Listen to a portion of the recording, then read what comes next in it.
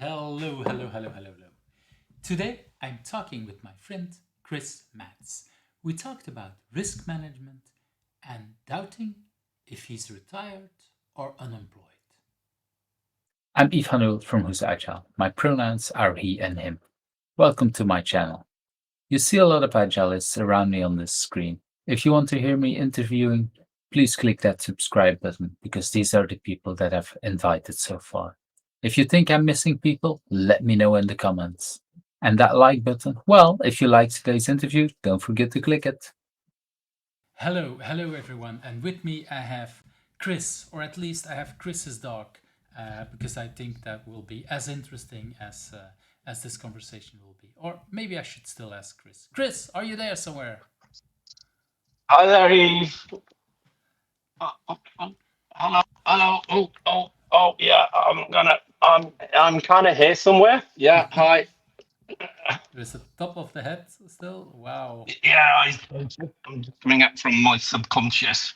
Right. Let's kind of looking for the answers to some of your questions. They're pretty deep. God. So I had to go a Thank you. long way deep into my subconscious to come up with good answers. And there'll be bad answers, but I'm going to pretend that they're good. I'm going to pretend as well. And we've just seen already part of you and a part of your dog, but let's also start a little bit on where we are. I'm in Belgium at this particular moment, and I think you're somewhere in London or near London, if I'm correct. Yep. I'm in London, central London, It's where we well, drink there's tea. indeed.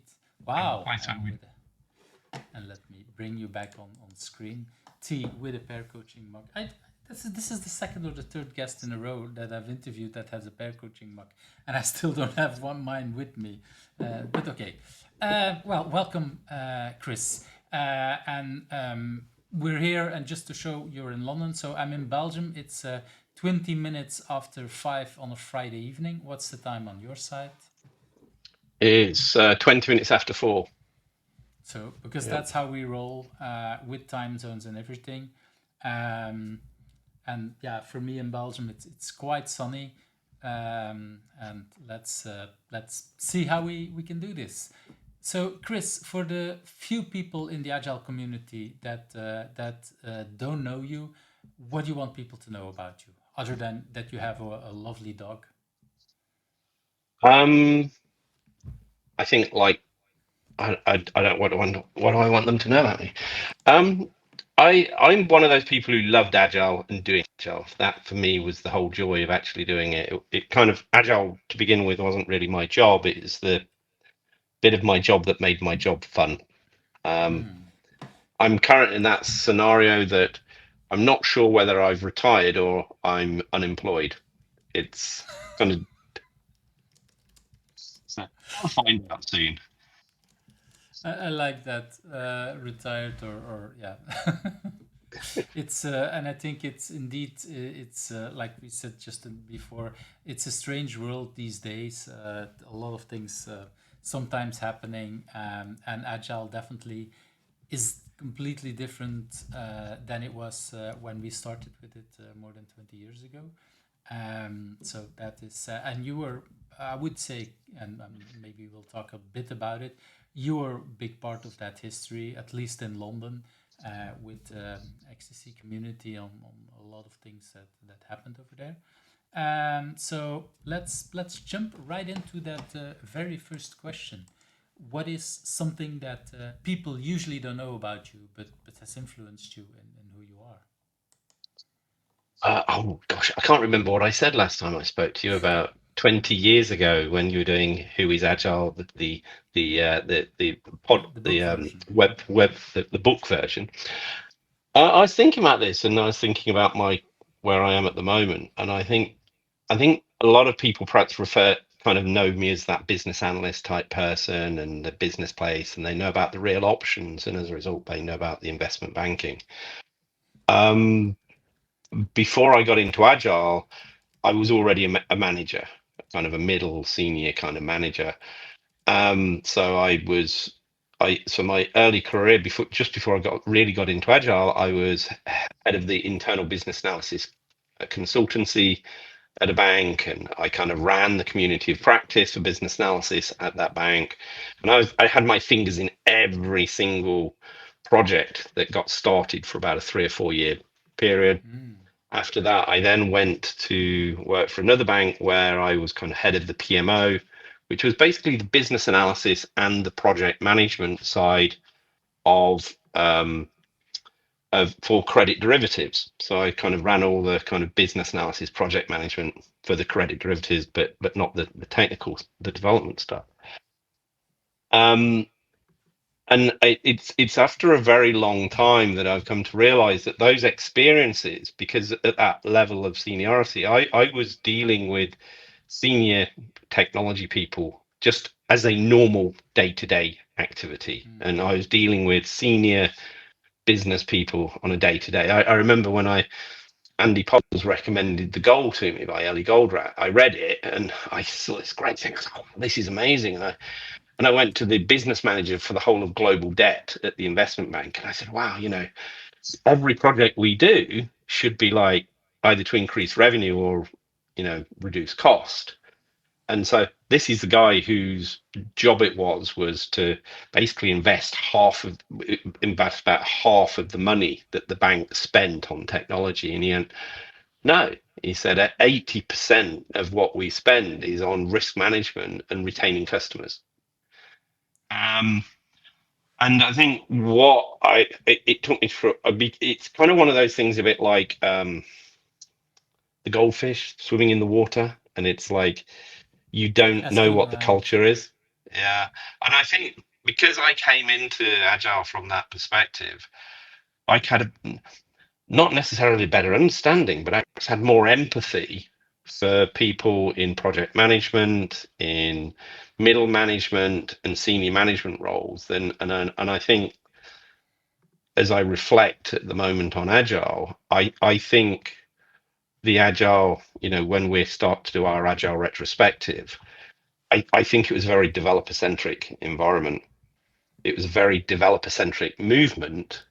And I think we probably needed to have more empathy for some of the other roles, if that's the thing. That So, definitely makes sense because I think where it started from, I think Lisa Crispin had similar kind of ideas about testing as well. That she said it's purely on the developer side, and somehow they forget the other parties involved. I would say that's yeah, and I think that's very clear. But because you came from the other side, that you were, and I don't know, did you And, feel welcome in and I that want to just community? pause there, Eve. That's great because if you think, because I came from the other side, if we Hmm. invoke the Yeah, I said Linda that on Rising, purpose. it's us and them. It's like, Hmm. yeah, I came from the other side. The number of times I've been introduced to developers, oh, Chris is a business analyst, but he's one of the good ones. I mean, by the time I was joined the agile space, I kind of wasn't a business analyst so much as person who built departments and had Mm. departments that I was building a business analyst. But it was it is you've kind of hit the nail on the head. It's over there, and it's like when I'm working in projects, we're breaking down those barriers. And in the early days it was like, no, there are no business analysts on agile projects, and it's like, well, actually, when I'm doing my day job, there are business analysts and project managers and people that are not recognized in the agile space, and there was that disconnect. But yeah, it's the us And and themness that I think, as we reflect, we need to have less of that as an themness ourselves. mhm. And and and and and when I you recent joined the community, did you feel welcome, or did you feel that hey, you're from the other side, or did people not know it, or how was that for you? so there's a thing about us and themness that you can apply it to many different ways, but I don't want to kind of take us that way. But when you've kind of got an us and them thing, individuals are accepted, even though Mm. perhaps communities aren't. And so I have to say, I absolutely love the Extreme Tuesday Club, and that they could not have made me feel more welcome. as an individual. And, some of my best friends in my life came from that community. And through the Extreme Tuesday Club, Andy Poles and others introduced me to the wider kind of global agile community. And I kind of want to pick a point, which is, I don't think I played a big contribution. I've just been lucky to be in one of the best agile communities in the world, which is the Extreme Tuesday Club, and pretty much be the only business analyst and kind of project manager type person in that space. And I was just so when you're working with those brilliant people, and because you've got that other perspective, you're able to look at it and go, oh, okay, well, we could do that then, So I am a product of my environment more than me in any way shaping that environment. All the things I've done have been inspired by other people. Yeah, okay. I'm not sure if you're undervaluing yourself, but I can definitely see that. Yeah, there is a lot that it's the environment. It's probably a combination of both. You being accepted there and people listening and thinking like, hey, Matt, Chris, you have some crazy ideas. You have some ideas that make us think, and in that sense, that might inspire again others for a lot of that thing. I don't think it hurt that I loved a good argument. I still do love a good argument. And I think a lot of the people at Extreme Tuesday Club love a really good argument. And the I can't remember who, but someone coined it as strong opinions weakly held. So you would go to the Extreme Tuesday Club, and there'd be two people arguing about a subject, so branching strategies, and they'd be really passionate about this subject. And at some point in the evening, they both switch sides and argue from the opposite direction. Because someone had said something that kind of made them reconsider their position. And that was what was brilliant about the Extreme Tuesday Club, was just so many great people that really like to have a good discussion and an argument every week. So yeah, for I would say months, but actually years in a row. I think today I received an invitation for another edition in, I don't know, in the beginning of July. I know I'm on holiday at that particular moment, so but yeah, it's it's not ended, even though we're 2025. There's been multiple, how would I say it, versions of the Extreme Tuesday Club, even online. And actually, that was for me fantastic, because it's I need to go from Belgium to London to be able to participate. But during COVID, I was able to participate, and I think that's the one where I've been most active during COVID, because for me it was lovely to see back a lot of people from there. So that was. So if I understand this right, someone's booked it and you're on holiday. So would that be the first edition of Who is Agile on the Beach? I'm not going to do any recordings while I'm on holiday. For the few moments that I do take holiday, I will already now work double as hard to make sure that while I'm on holiday, the videos keep getting out. But I'm not going to do any recordings. That is not something I will do. Although it is indeed interesting to see how to do something like this on the beach. But that's there is already a good conference, Agile on the Beach, for that. So let's not steal that name. It's and so well, I do think indeed that some people might know this already, but that you came from the business analyst, that you were there, that you were a senior manager. But how did that influence you? You already talked a little bit about it. Could you say some more? How did that influence you in accepting or learning Agile? So I actually got into Agile because of business analysis.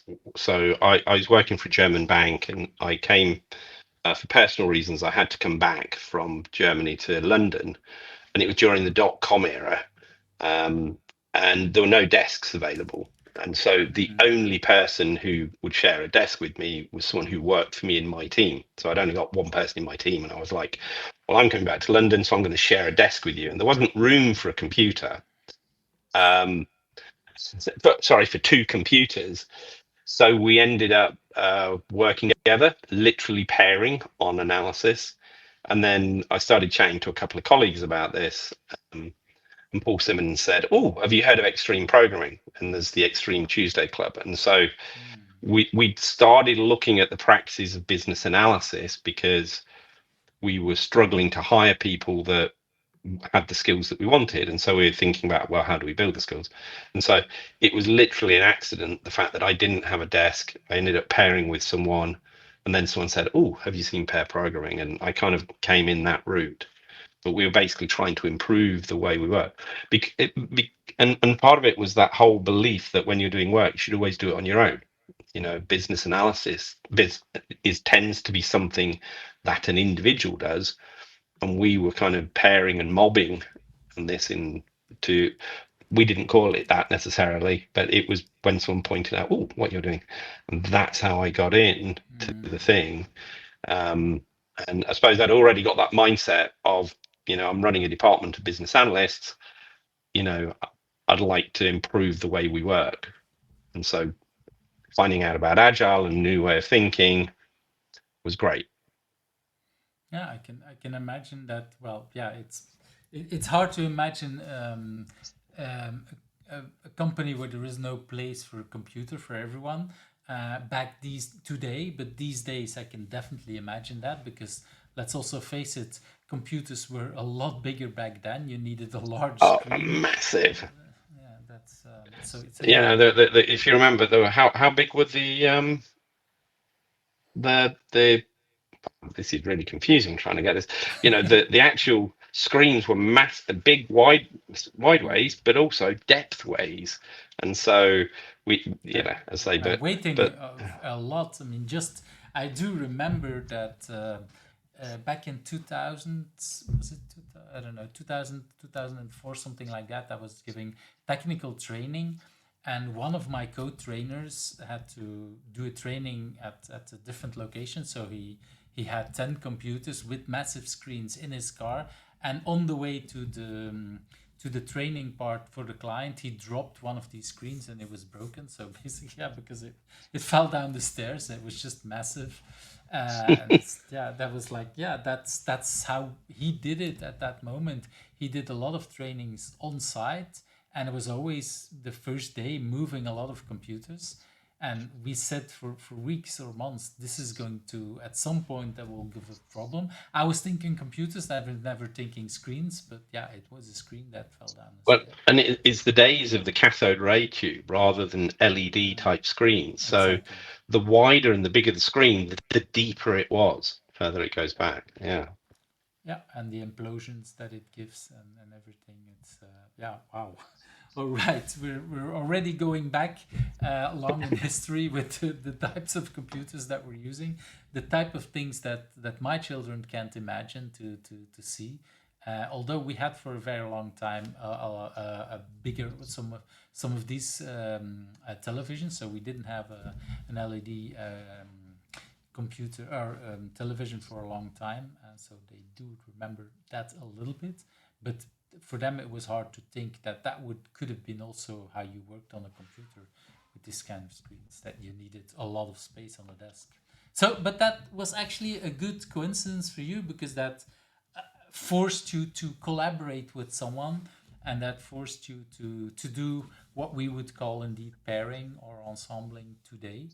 And was that when that happened, did you felt annoyed at first, or did you feel like, hey, this is a cool opportunity, or how does that go?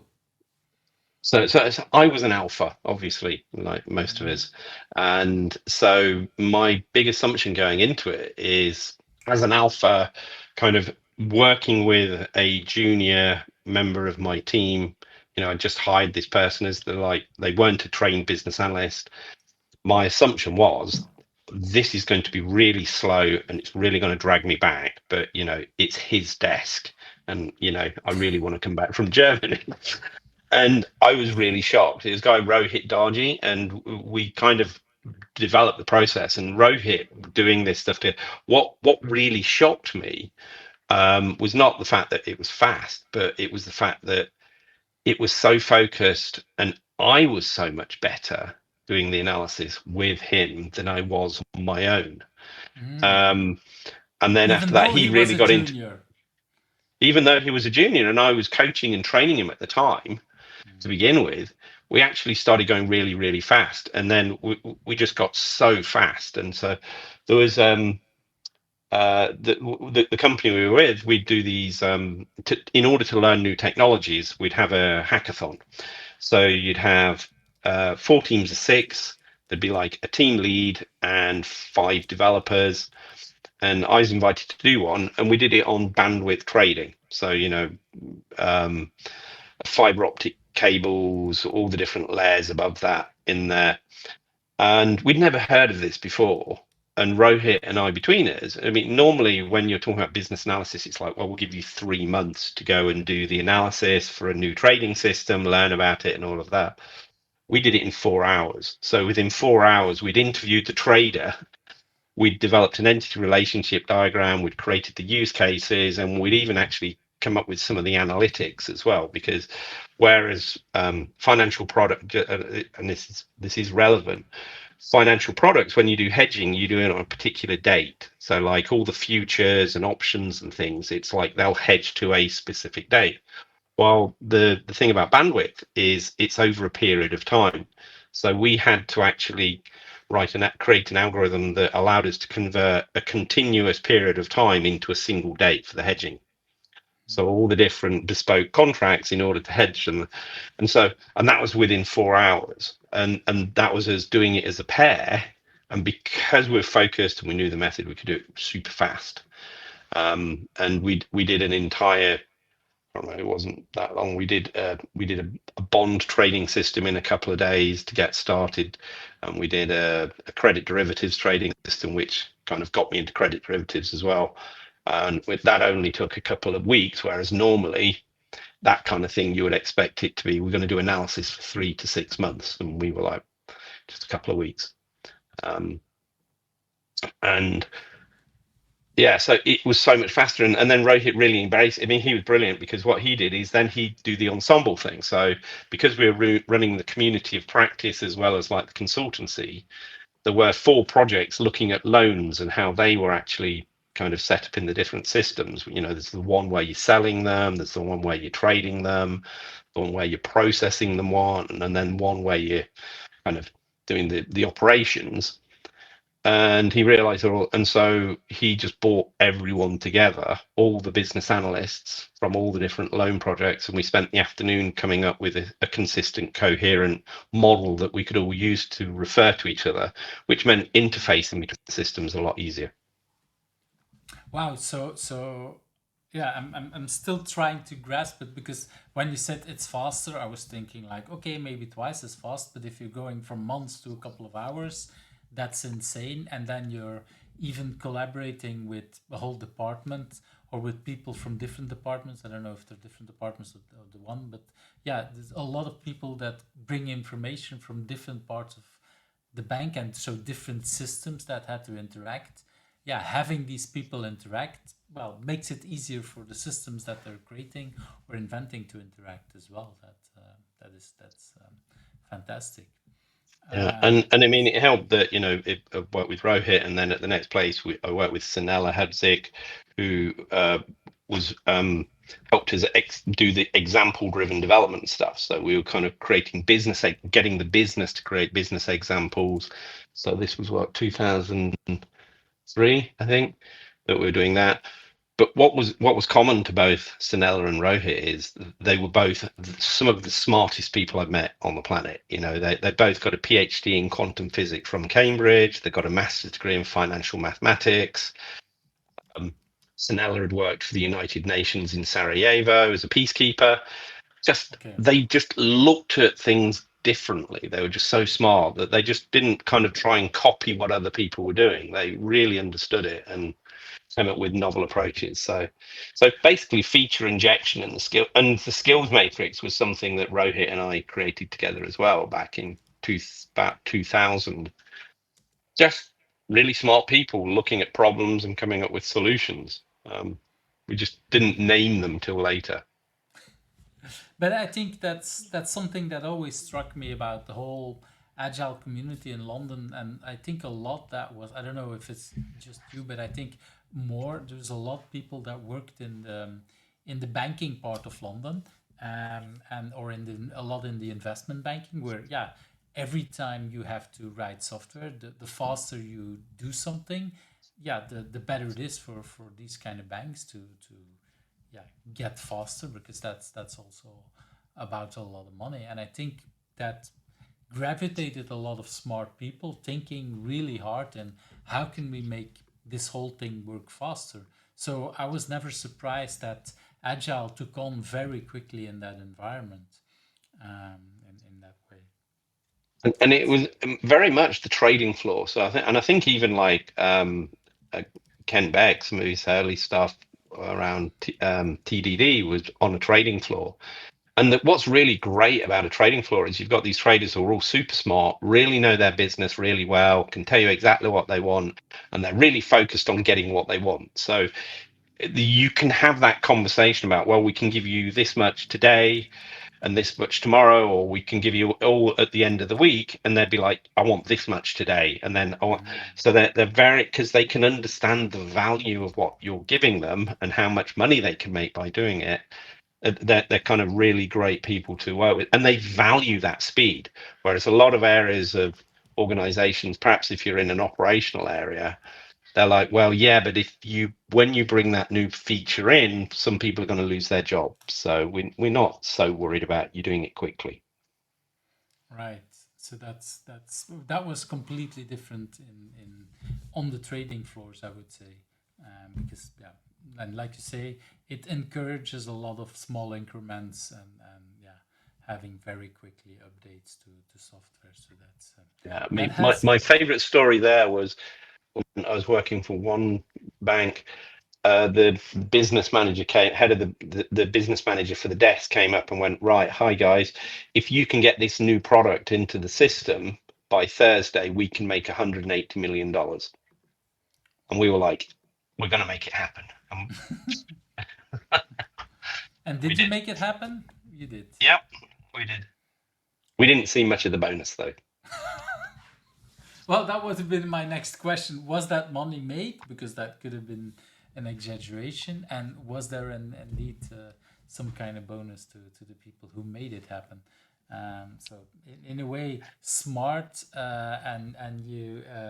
I think a lot of drive back then was also to kind of prove that it is possible. Um, that's what I Yeah. see also. And actually, there's a huge amount of transparency as well. So when you say about, can you make that money? You know, everyone, if you needed to, you could go and look at the P&L, or you could kind of go and ask, and it was transparent because all of us were working to the same goal: make more money. You know, and so we were a team. That all of the different departments would work together, and we'd have a team. I mean, we were working on one where our daily stand up, we had two daily stand ups. We had the IT stand up, and then we'd have the kind of project stand up.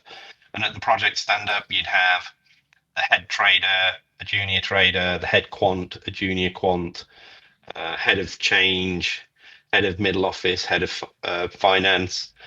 And we'd hold it in amongst the IT departments standing up around the group, um, so that the developers could hear what was being said. So it wasn't hidden; they could all hear what was happening. And I remember once there was like one of the problem if you work in finance and working with the trading floors, getting the traders to change their trades is like really, really hard. They just like don't like to do it. And we had this thing, and the people doing the new data thing said, right, we need to reset the curves on some of these trades. 5 minutes after the stand up, the head trader wrote, I've rebooked the trades.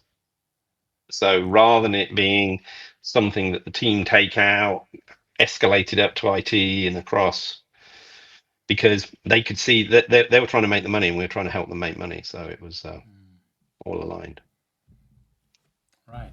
That's that can definitely, I can see so the impact on learning, because a lot of the things what I've seen is that the more there is a feedback loop between indeed the people who are using the projects and the people developing, the better we improve, the faster we improve, the more we look at something. So both worlds understanding each other. So having a daily in the middle of the team. I've also seen companies where developers would complain like, "Oh, this is distracting me," but actually once they get over that, they learn so much about their business, and that's I think today.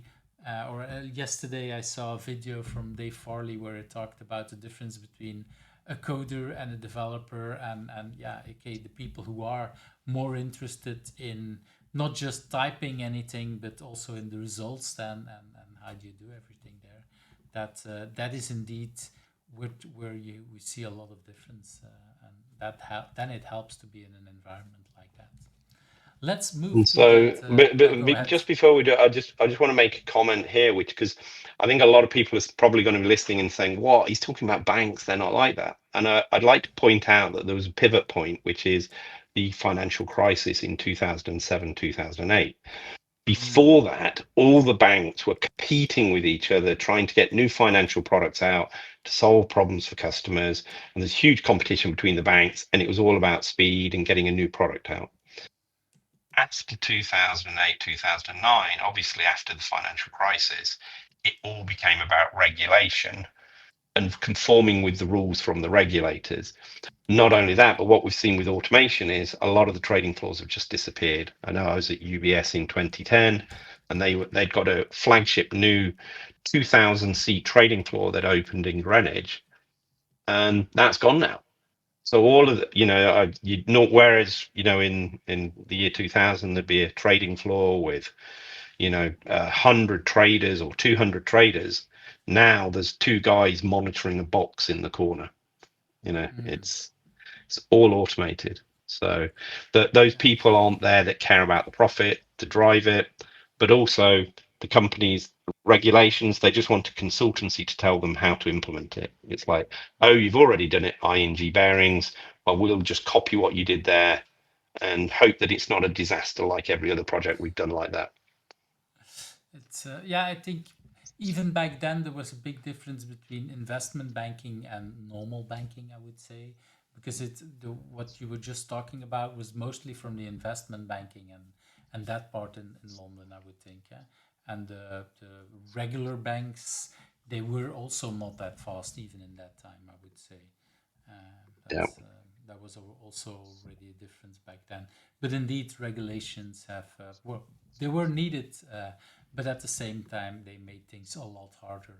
And when we talk about agile transformations, you need to work with departments that work on regulations, because otherwise nothing can change, because agile is about transparency and collaboration, and a lot of the rules are about let's not be transparent, and we want this department checking on that department, and these people are not really allowed to talk to each other. So that's a whole different kind of ball game, I would say.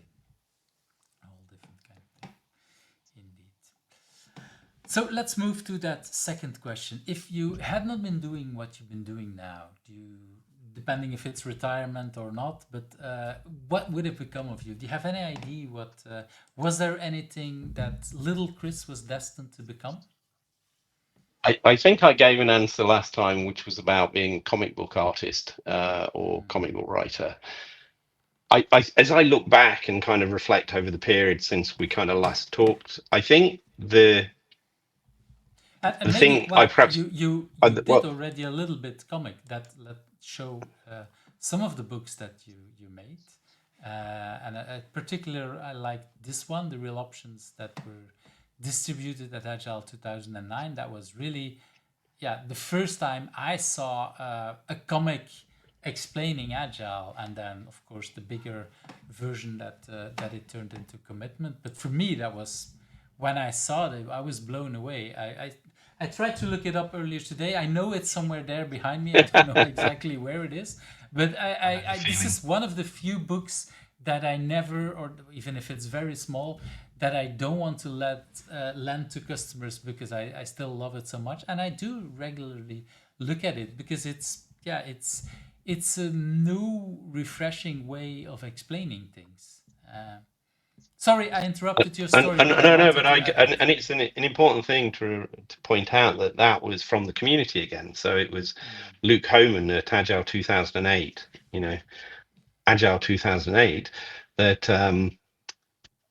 he kind of saw that I'd got some comics there, and he said, "Oh, have you read Understanding Comics?" And so I I was so angry at the time about the way the regulators and the bank and the governments were behaving with the financial crisis when they banned short selling of banks because they didn't know what they were doing. That I did this rant about I read the book and I did my first comic book as a rant, and it was a 60-page comic book rant about why Mm. um, the Prime Minister of England was an idiot for banning the short selling of banks. And then after I'd done that, I calmed down and I'll do a real options one. And Amma, I think it was the editor at Agile Journal, and he published it, and then we put it into the into the bag at Mm. 2008, 2009, and there was a whole load of experiments. It was really fun because one of them was most material that goes into the bag at a IT conference ends up in the bin before the person leaves the conference, and we wanted to see if we could create some material that would be long lived and that people would hold on to. And so that was one of the experiments. And I held on to it, and many, I think, because I know I'm not the only one that still has this. yeah, and it was all funded. So we used adverts to fund the creation, and we used adverts to get it free in. So we did an advert for Nashville to get it free into the bag because that would have cost us money. And we did an advert for someone to cover the cost of printing it. And so it was quite a fun experiment. And as you say, I think it kind of worked. We the follow up to that was when I was working with XP Day in London. We basically pivoted from the attendees paying for the conference to the sponsors paying for the conference. And so we created a magazine where we published some of the articles by people from the Extreme Tuesday Club so that we got something to put the adverts for the people in. And it was sticky. So it was like a magazine rather than a comic. But so we then used that for 2 or 3 years to fund the conference. I had no idea. I don't remember that anymore. I do. Yeah, I've been a couple of times to XP Day London, but I don't remember the years anymore when I went there. Yeah, I was speaking, so I'm not even sure if I had to pay or not. But that's So I'm going to do a very dark answer to this, and I think the answer to what would I have been if I hadn't done what I'd done, and that would have been I would have been a kind of a thought leader in the community of solutions, where it would have been about going to conferences, doing presentations, doing training, doing short consultancy gigs and things like that, make money, copywriting things like the given when then format, copywriting real options and things like that. But I'm actually very grateful I didn't, because what I did instead was stuff I enjoyed, and I continued to learn. And what I would say is, in terms of my learning journey, I've kind of learned more every year as I've gone along, and probably different people, but I kind of each year I learn more, and each year I become really disillusioned at just how little I know. that's interesting. Well, that you know that there is more to learn, and yeah.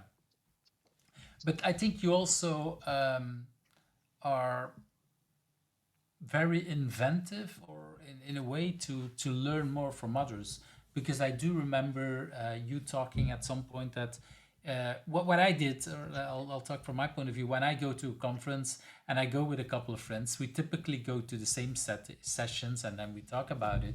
And then I learned from you. You, like you said, I do the exact opposite, where I said I send my friends to other things, and then we come back and they tell me what I missed in that session. And then Liz Keogh, they told me that a couple of years later, she said he no longer goes to conferences. He sends his friends to conferences and then comes back to learn. I was like, wow, that's an even more, and you would probably say more lazy way, but I think a more smart way to learn and to scale your learning. How do you come up with these kind of ideas? Um, so uh, I think part of it is you're trying to not just do what everyone else is doing, and you're trying to just solve problems. You go, if I want to learn, and you kind of come up. So another one I did was I used to be very prolific between about 2007 and about 2010, 2011. I reviewed every single submission to the Agile 2000 and X conference, and anything I found that was interesting, I would contact the author and have a conversation with them even before we got to the conference. So I use the submission system rather than it, as a mechanism for curate, which is I actually used it to identify interesting people before we even got there. And Wow. yeah, and so what would happen is if someone did a really interesting talk, if you go to a conference and there's 3 or 4 of you, you go to different talks, and if someone does a really interesting talk, what you find as a speaker is when you go and do a talk, you're all buzzed up, you're full of adrenaline, you're really enjoying it, and then as soon as your session ends, people walk out and they run to the next session. But as a speaker, you're really in the mood and you really want to talk to it. And so we just grab the speaker and say, hey, do you want to come in the corridor and tell us about your idea? Sorry, I missed it. I heard it was really cool. Do you want to explain it? Go through the slides. And so, and some speakers are really dense. They're kind of like, those chefs that take like 15 ton of carrots and turn them into like a very, very, very, very small thing that they put a drip on your plate.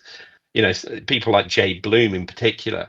So after the Lean Agile Scotland, after he'd done his keynote, Greg Bruffham and I would sit down with him and spend about 2 or 3 hours carefully going through each slide of his talk and kind of really getting into the detail of each of the ideas. But what's amazing is you go to these conferences, experiences, you do the talk. As soon as you finish your talk, as a speaker, the first thing you're going to do is disconnect all your stuff and run off the stage to give space to the next speaker to come and do the setup, because that's the most important thing. And that moment when you're trying to dismantle and pack your bag and get all your stuff is the moment that everyone who's interested in your subject wants to talk to you. And then when you finish, you're like, where is everyone? And they've all gone into another session. And so my advice would be to anyone, like, if you really love a talk, just go up to the speaker at the end and say, look, sort your computer out, do your talk. Would you like me to buy you a coffee afterwards? Because I'd love to talk some more about it. And I've got a friend outside who missed it. Do you mind if I get him to come and join us as well? Most speakers would love that. And because the thing is, if you're a speaker at a conference, I think, it's really hard to go to sessions because you've got to get your energy level at the right level. And so if you're coming up to a talk, you're raising your energy level, You don't want and to go to speakers, another session. no, because you're too disruptive.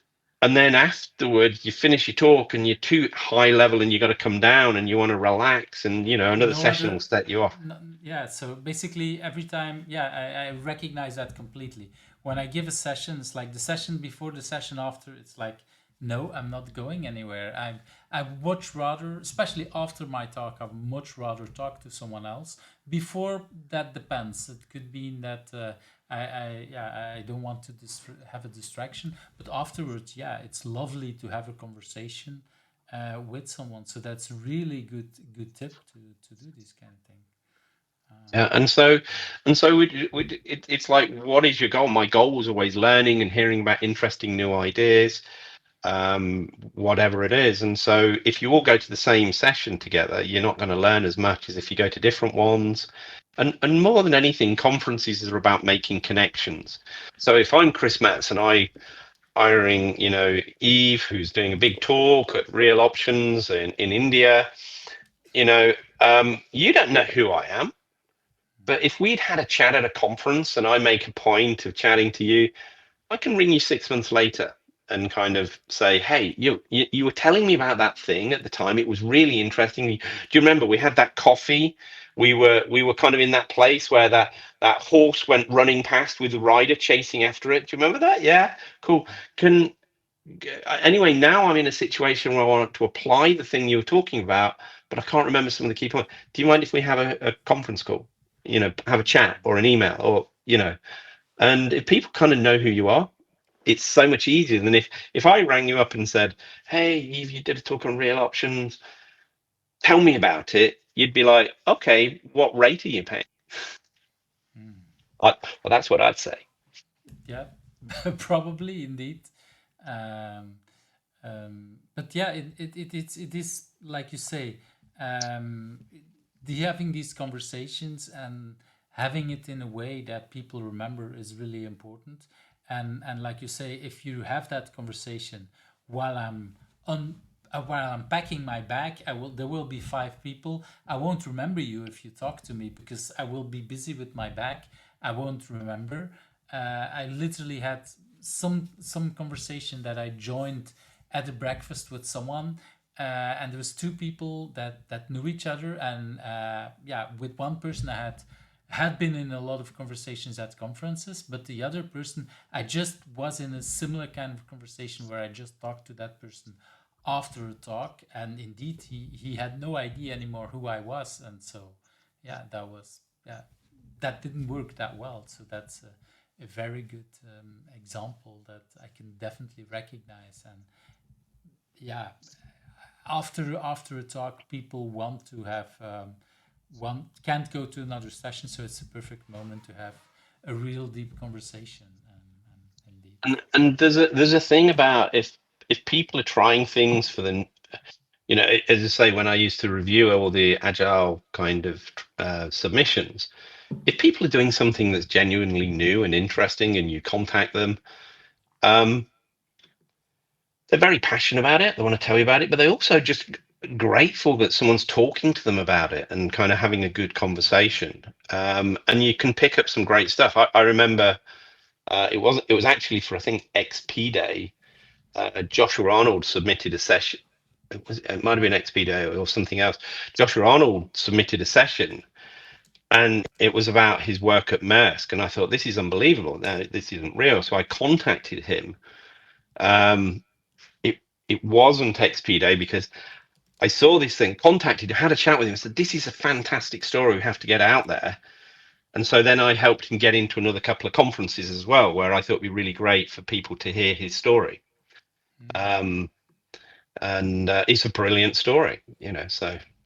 and it helped him create his story, I guess, because like yeah, typically in the beginning when people are working on something new, it is important that people can talk about it, can think more about this kind of thing. So in that sense, it's probably helping them a lot to think about their story and to rethink, I would say. So that's helping them as well. Really wonderful ideas, and again, you before we got on that track, you talked briefly about you would be a thought leader in communities of solutions, and I know you talk a lot about communities of solutions and communities of needs. Not everybody who's here might know the difference. Could you briefly state for you what's the difference between these two? So most people are in both. Yes. So this isn't about individuals. This is about the fact that most people are in both, and I know I'm kind of in both. But I did a talk a few years ago, and I wrote a blog post, and it's fundamentally about, if you look at the crossing the chasm model, where you start with the innovators and the early adopters, then you have the chasm, then you have the early majority, the late majority, and the laggards. A community of needs is one where people are trying to solve problems. So it's kind of people at work, they've got a problem at work and they're trying to solve that problem. So there's a need, but there's not necessarily a solution. And so if you look at agile during the noughties from 2000 to 2010, so we got TDD, and it was a fantastic start. It was brilliant. We got the tools, but there was so much more that needed to be done in that space as well. So you had the whole acceptance test driven development, the refinement of things like Kanban, and so on. And there was a whole load of things around it. And so people were just trying to solve problems, trying to make things better and make it work with the other bits. And so that's what I call the community of needs. And it's centered around the need, and it's really grounded in here's a problem we haven't solved yet, and we're all working together to find a solution. And often there's an early solution that works in one context, but most of that period of time of the community of needs is perhaps how do we get TDD to work in a new context? Yeah. So like, how do you get TDD to work on the mainframe? Yeah. So TDD works in Java, but the community of need is saying, yeah, but we want to get TDD to work. And how do you get this practice to work in this weird? And so it's the community of need is often there's a need. People are trying to find a solution. There's one solution or perhaps a few solutions. And then there's people who are practitioners trying to get the work done and in new contexts. So like, there's the Scrum in gaming, because gaming is a very different context to normal software development. So there's, it's that context. The community solution is really about they kind of centered just before, or rather just in the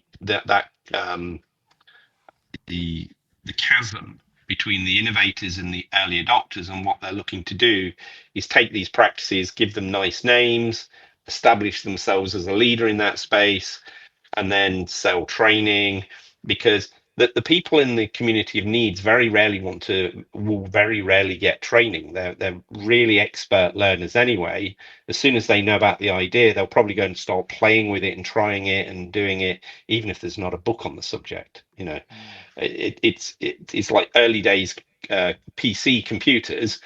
People would assemble their own computer from different parts. The community of solutions is about selling something, and it's centered there, and it's about selling, and often it's the individual selling themselves as the solution, and often they're trying to sell universal solutions, or they're trying to sell their solution as a universal solution rather than perhaps exploring the context in the same way that perhaps the community of needs would. So it's in a way, it's like community of needs starts with understand the current situation, find out where you can change things and move towards a better state, trying to improve things gradually towards a better state. Whereas often community solutions is right. You want my framework, I'm going to implement my framework, train all your people to do it, and it's about you learning how to operate my framework, and then everything will be great. Yeah, it's a solution. Community of solutions is much more about this is a package, and I've packaged it, and this is how I sell it. Where needs is really like, okay, I'm trying to understand and maybe repackage or understand the context and change some bits and bolts to make it work in my particular environment, and maybe And drop in when parts. you go, it's kind of one. If you've been to a community of needs conference, it's very different to a community of solutions. So if you went to those early days agile conferences, the Agile Development Conference in 2003, 2004, Agile in kind of 26, 27, 28, it was very much practitioners, those community of needs people trying to solve problems, talking to each other. Yeah, and a lot of the structure of the conference was to get people talking to each other. Yeah, I went in 2017 to the conference, and it was all about a big room with 150 people listening to one person speaking at the front of the room, and then playing a fun little game to keep them entertained. So it's like we're not. They weren't there to explore and find new solutions. They were there to be taught stuff, as opposed to those early conferences.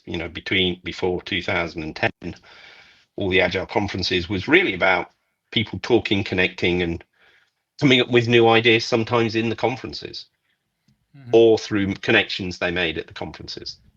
Yeah, this is what I like so much about the ALE conferences or the DevOps conferences, where there's a speaker that has like what 15 to half an hour that he and she can talk about in the morning, and then in the afternoon it's mostly, it's mostly I can't come up with open space sessions Open space. where Yeah, people talk, and everybody can talk, and yeah. and I actually think that open space is a really good indicator. There's a number of really good indicators for conferences, but the story of open space at the big American Agile conference is very telling. So when Alistair Coburn and Todd Little first designed the conference, the conference had talks for the first part of the day to get people interested in, stimulated about subjects, and there were workshops and kind of goldfish bowls and all sorts of stuff. But the entire conference shut down at 3 o'clock to become an open space. And what it meant was that rather than just the people that pre-planned were talking, people would turn up and they go, "Hey, look, I've got a problem. What you're talking about doesn't help me here." And then you've got the experts who were passionate about that area could all discuss it and perhaps come up with, right, and learn not just from the people on the stage, but everyone potentially had a voice and everyone was saying something useful. Same 2004. In 2006, it was kind of a space in the corner of next to the canteen. I ran a really great session with Bill Klebb at NASA on cognition, and it was and the cold circle of learning and stuff like that. That was great, but it was now a kind of a thing where it was optional to attend, and it was small. In 2007, I don't know if you were in 2007 in Washington DC. The main conference was in the basement. The advertisers were in the sub basement, and the open space was in the sub basement, and that is where David Anderson did his first talk on Kanban. 2008, I can't. 2008, no one was allowed to eat food or take drinks into the open space because it was something to look at, but not actually participate. 2009 was just the foyer for the conference. And in 2017, the open space was just 2 tables in the corridor, and they've got a flip chart next to them. And it just, to me, the open space indicates who's generating the content. Is it the people selling at the front, the community solutions, or is it the audience? Is it the community of needs, the people with a problem to solve? Yeah. And of course, I love ALE. I mean, it's one of my favorite conferences. I should tell you a story about when I was at ALE Berlin in 2010, I think it was. I shared a room with a strange man. I knew this story would come up. So yeah, we shared not just a room, we shared a bed at that moment. I don't remember the exact details anymore, but indeed that was a good way for actually for me to be in a conference and just have that also the extra conversations that you sometimes have. That is even going beyond the how would I say it? Going beyond the corridor talks, I would say. But for me, it was the reason we kind of ended up sharing, I think, was, for me, I'd often been to conferences, and when you go to a conference, you want to be in the main hotel because then you perhaps chat in the bar or go for a meal, come back, chat in the bar. There's a conversation, it ends, and then you got to walk home for 10 minutes to your hotel. And I thought, wouldn't it be great if we could pack more people in so that more people can join the late night conversation rather than having to go, "Oh, look, I've got to walk 10 minutes to my hotel." And so if we could get people to share rooms, it would mean we could get more people in the main conference hotel. Yeah, and I think ALE, so this was the first version of ALE, and that was organized in just a couple of months, and they were not sure how many people would show up, so they didn't reserve a lot of rooms. Now things are coming back. They didn't reserve a lot of rooms, and they were running out of rooms. And I also remember I wanted to stay in the main hotel because that's a lot better than being in another hotel. And actually, a couple of years later, or was it the year after? I don't remember anymore. But sometime in a later edition of ALE, we rented a room or a larger B&B or something like that with 4 or 5 people. So it was different because there was no main hotel where you could book rooms, but at least we were 4 or 5. We all had our own room, but we had breakfast together. So it was and at Lean similar Agile for that Scotland, Lean Agile Scotland, we inspired by that, I think, we ended up getting Airbnbs. So there'd be like 5 or 6 people sharing an Airbnb, cut down the cost for the conference, but also meant, we could all share. The highlight being Greg Bruffin doing omelets for breakfast. I think, yeah, this is again shows where the community looks for solutions and looks for, or yeah, what do we need and how can we keep, well, both the costs down and keep it not just pure the cost, because I think the fact that you're there with people, yes, it's good for the cost, but at the same time it's much more interesting having these conversations. Yeah, that is for me still is an interesting thing. So I still am glad, although I don't remember anymore what we talked about just before we went to bed. I don't think we even saw each other. I think it was a room where we got like twin beds, and it was like, right, I got in. You probably went to bed sensibly at something like 1 o'clock in the morning, and I turned up at 4 and just crashed or whatever it was. I do remember. I don't. It could be different nights, but I do remember closing the bar with Liz at some point with just 3 or 4. So yeah, I'm typically also one of these people who stay. I don't drink alcohol, but I'm one of the people who typically also close the bar. So I do remember that they're having that late night conversation, but I don't know which of the days that was. So yeah, could have But been. no, that is an absolutely brilliant conference series, and yeah, so huge fan. Because, like you say, because they bring up a lot of the open space, keep insisting on having the open space, and yeah, it's something.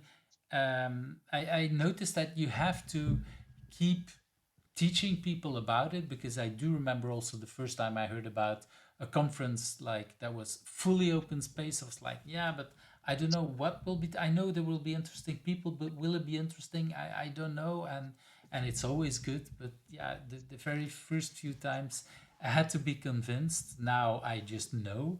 But yeah, for a lot of new people, we have it, and especially if they have to get money from their company, that they want to see what's the program. Oh, there is no program, it will be open space. That's sometimes is hard, which is sad, of course, because it's like you say, the conferences, this is where the content is created, or the most interesting content.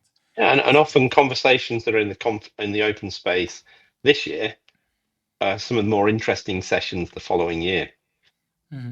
Yeah, like you say, this is where Kanban was created. I do remember passing by this is interesting also, because I do remember passing by that group talking about Kanban. I do know that I was standing, I don't know, just around people a little bit and thinking this is an interesting conversation, but I wanted to go see that other person and I had promised to go, and I moved on. And afterwards, like, yeah, when I then later heard who was there and what else happened with that, with all these things, that's I just witnessed, yeah, I don't know, 4 or 5 minutes, maybe 10. But it was already visible there that it was very interesting, that these were smart discussions, inspiring. I do remember taking that notes and looking back later on and thinking, probably I should have stayed, because the other session, yeah, I could have, I don't know, listened back later or whatever. Let's move to that next question. What do you consider at this point your biggest challenge, at least the biggest one that you want to share openly on the internet, and why is it a good thing? So I'm going to pick one which is because I've not solved it. So it's the challenge I've got. So as I was I don't know, I was lucky or cursed that my first gig as an agile coach, when we accidentally blew up the economy and no one was interested in credit derivatives anymore, was Skype. And so I went to Skype and we did these amazing things. And then after that, I tried to help other companies to do that. And I always found it really hard and difficult. And I've never quite perhaps reached the same level that we reached at Skype. You'd assume that you've done it once, the next one would be easier. And that's where I got into this concept of failureship, because what I found is, if you look at the leadership stuff that comes out, it's all telling managers what to do. No one ever tells them what not to do. What are the things that are reinforcing behavior that's disruptive to transformation of any kind? And so the challenge is culture, basically. How do you get a and I've been working on it for, I can't even remember how long, but over 5 years we've been working on this. And the big thing is I used to blame leaders for being good leaders or bad leaders. And when you start to really study it and you try and pull in that kind of agile learning approach and looking at everything rather than just assuming something's going to work, the problem is that these are very complex systems with feedback loops. And I was just discussing earlier with Alicia Jahero and Mark Bergauer and Trent Owen. It's like what I call uh, a memeplex. So you try and move one idea within an organization, and you're actually trying to move the whole organization. And so it's like that thing with Thor. One of the tasks that Thor has is to lift a kitten. And when he tries to lift the kitten, he can't, because it's actually the dragon circling the world. And it's an illusion. It's not a kitten, it's the dragon circling the world he's trying to lift, which is impossible to lift. And that big challenge of how do we tip a culture from a failure ship to a risk managed culture? So where people are risk averse, how do we get them to be risk managed? I've got some theories, I've got some hypotheses, I've got some things I know works, but at the moment I am unaware of a way to solve that problem. But what I can do is I can see it very clearly now, and I know some things that work in some contexts, and I know some things that work. But the challenge is, and it is the thing that prevented many agile transformations from being successful. And as I say, at the time, when I originally got into it, I was kind of looking at like heroic leaders who'd led the way and made it possible. And now I understand that being heroic leaders not enough. You need to understand the mechanics of the system that's operating and address that. Does that And make allow sense? the people around you to fail and try something, even if that's because I think in No, that no, first. but Eve, that is cultural. Allowing people around you to Yeah. fail, it's tolerated in a risk managed organization because they're like, let's go and try some stuff. And if it fails, we'll learn and do better. You're in a risk averse, and risk aversion is about for your individual. If you try something and it fails, you look bad, especially if the person next to you tries it and they succeed. And the Yeah, person next to exactly. you is junior to you. So you're going to say, yeah, well, let's not do this. Yeah, I did a workshop, I don't know, a couple of weeks ago, and so this is a one-time workshop I did in a client. So I've never been there. Well, I had a few conversations with the person that hired me, and one of the things that this person said is like, okay, I want them to take more risk and collaborate more and blah, blah, blah. And so really interesting thing that that person is saying. We're doing that workshop, and in the middle of it, I changed a couple of things because people came up with other and more crazy ideas. And then, so we let them all in a couple of groups prepare their part, they're presenting it. And that person that hired me was immediately, yeah, kind of criticizing. I'm exaggerating a little bit, but I literally and took a big risk there. Like, okay, because like I said, it was the first time I was there for more than just an hour. And I immediately stopped and said, okay, I'm going to stop you because you wanted that they take action. They're doing this. Let them do, and let's see where it's go. And we'll evaluate in a couple of them. And yeah, he just looked at me and yeah, was a little bit puzzled. But I think he took it. So luckily, I did create, how would I say it, already some kind of connection with that person. But I did feel, yeah, the almost the anxiety at the moment that I was saying, because I was saying, like, yeah, maybe they never hire me back, even if it's just a one shot off. And it's very hard in an environment where you don't know. And I think that person did, and maybe it wasn't that bad as I make it sound here. Maybe it was, it felt he was just giving some advice, but I felt like it could be a risk if I don't stop him. Mm.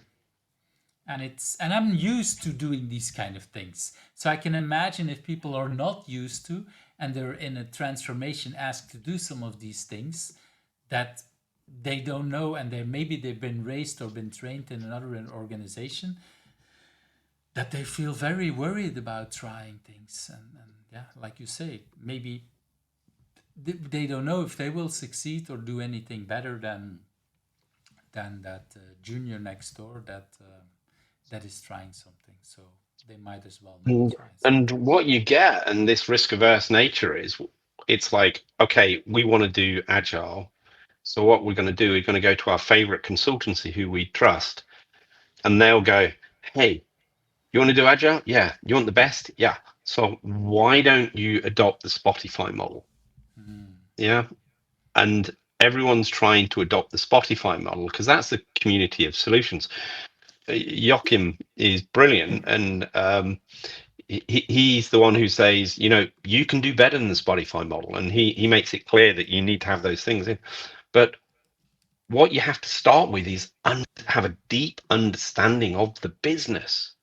And the thing is, the business that Spotify's in allows it to be Spotify, the way that it's set up.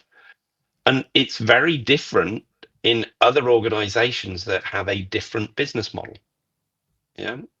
And the danger is people just assume that everywhere's the same. Oh, there's a bank over there done this. We can do that. It's like, ING became the darling of the banks, and it's like, well, everyone's trying to be ING, all the people. And it's like, yeah, ING worked for a very specific reason. ING was successful adopting Agile because they took, what, 5 or 6 years before they even got leadership kind of mandate from the CEO. It was a big community that built up.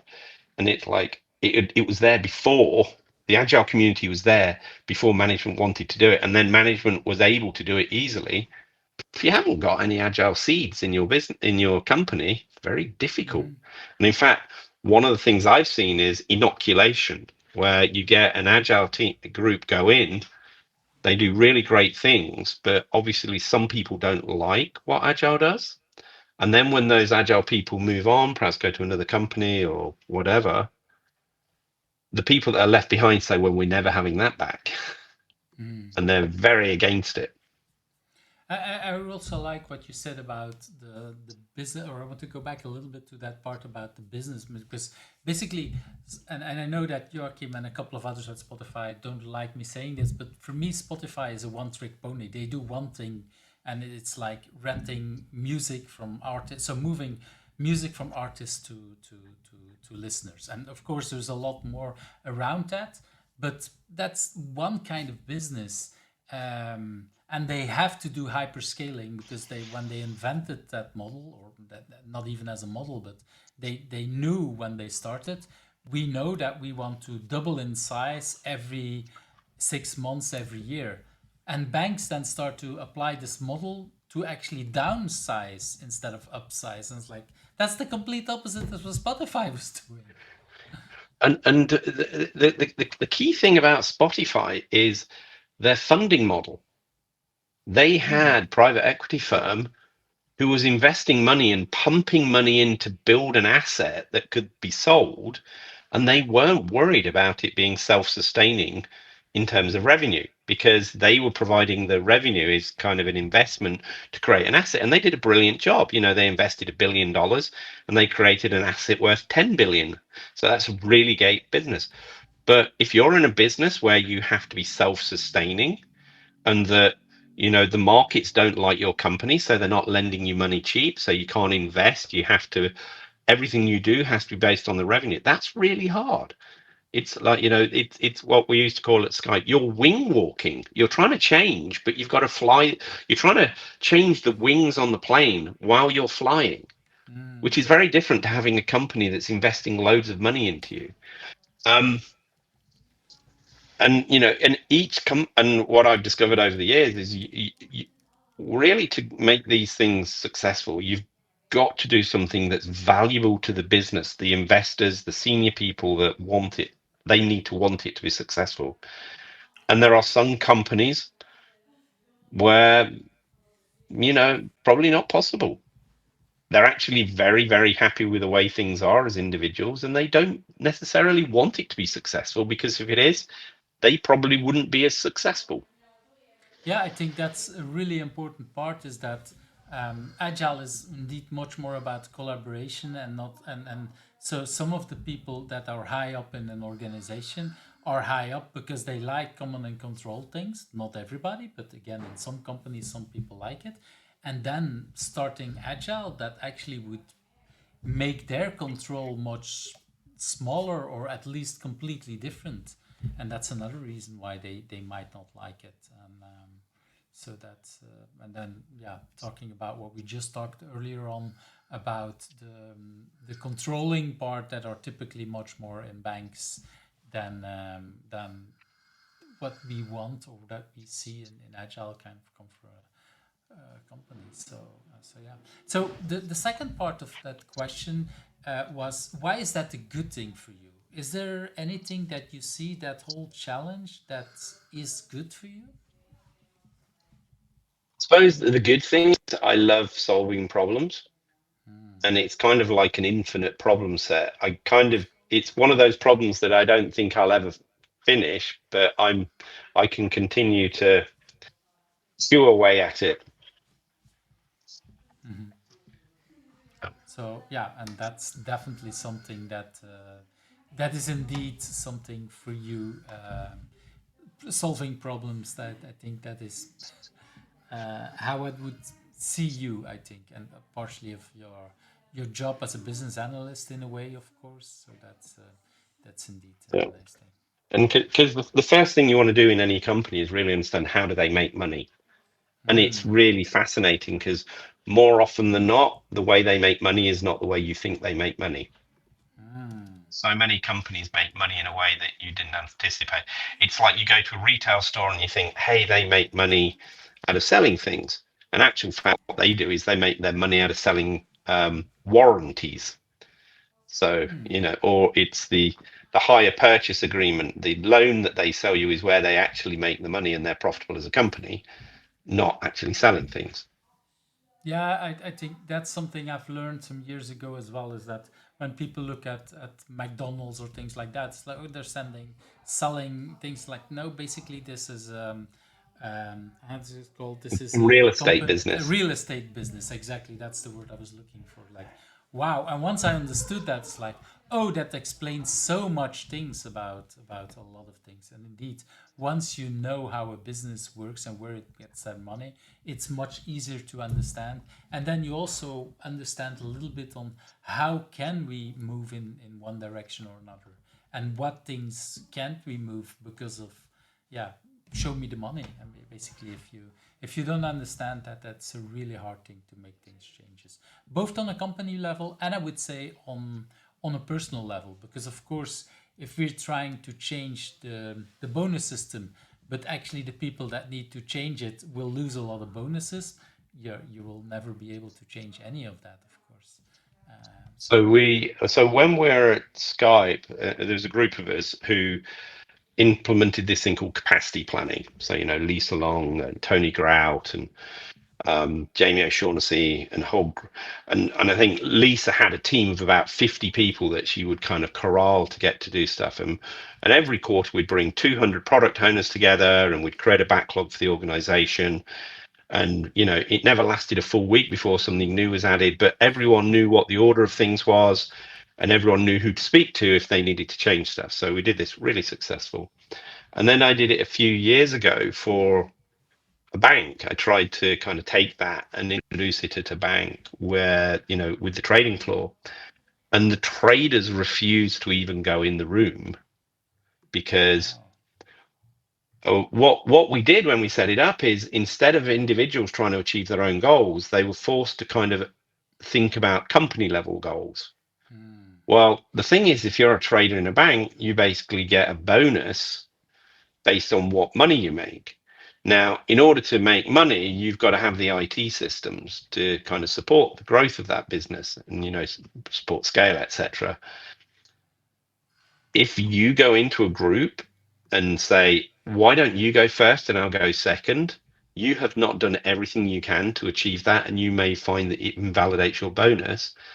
As a result, we could not even get the business stakeholders to get in a room together to discuss it. They were not Because doing it because it would have invalidated their bonuses.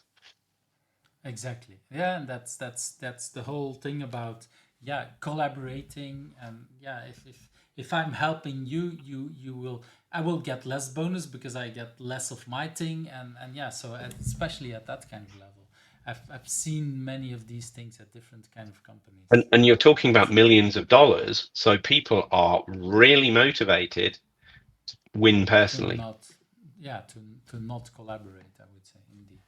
So that is a big challenge indeed.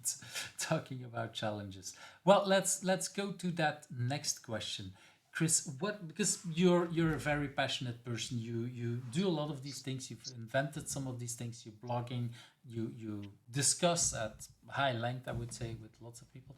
Where is that passion, where is that drive coming from? Do you have any idea? Um, I think I like to fix things.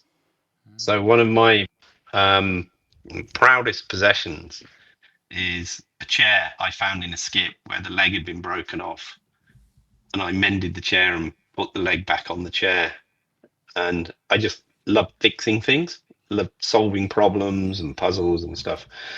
And I think it comes from that. If I've got problems, and hence, community of needs, finding out problems, focused on problems, it would be that. It's kind of solving problems, working out and how things work so you can improve them. and I see doing that a lot in our agile community. I'm discovering now that you did that physically as well.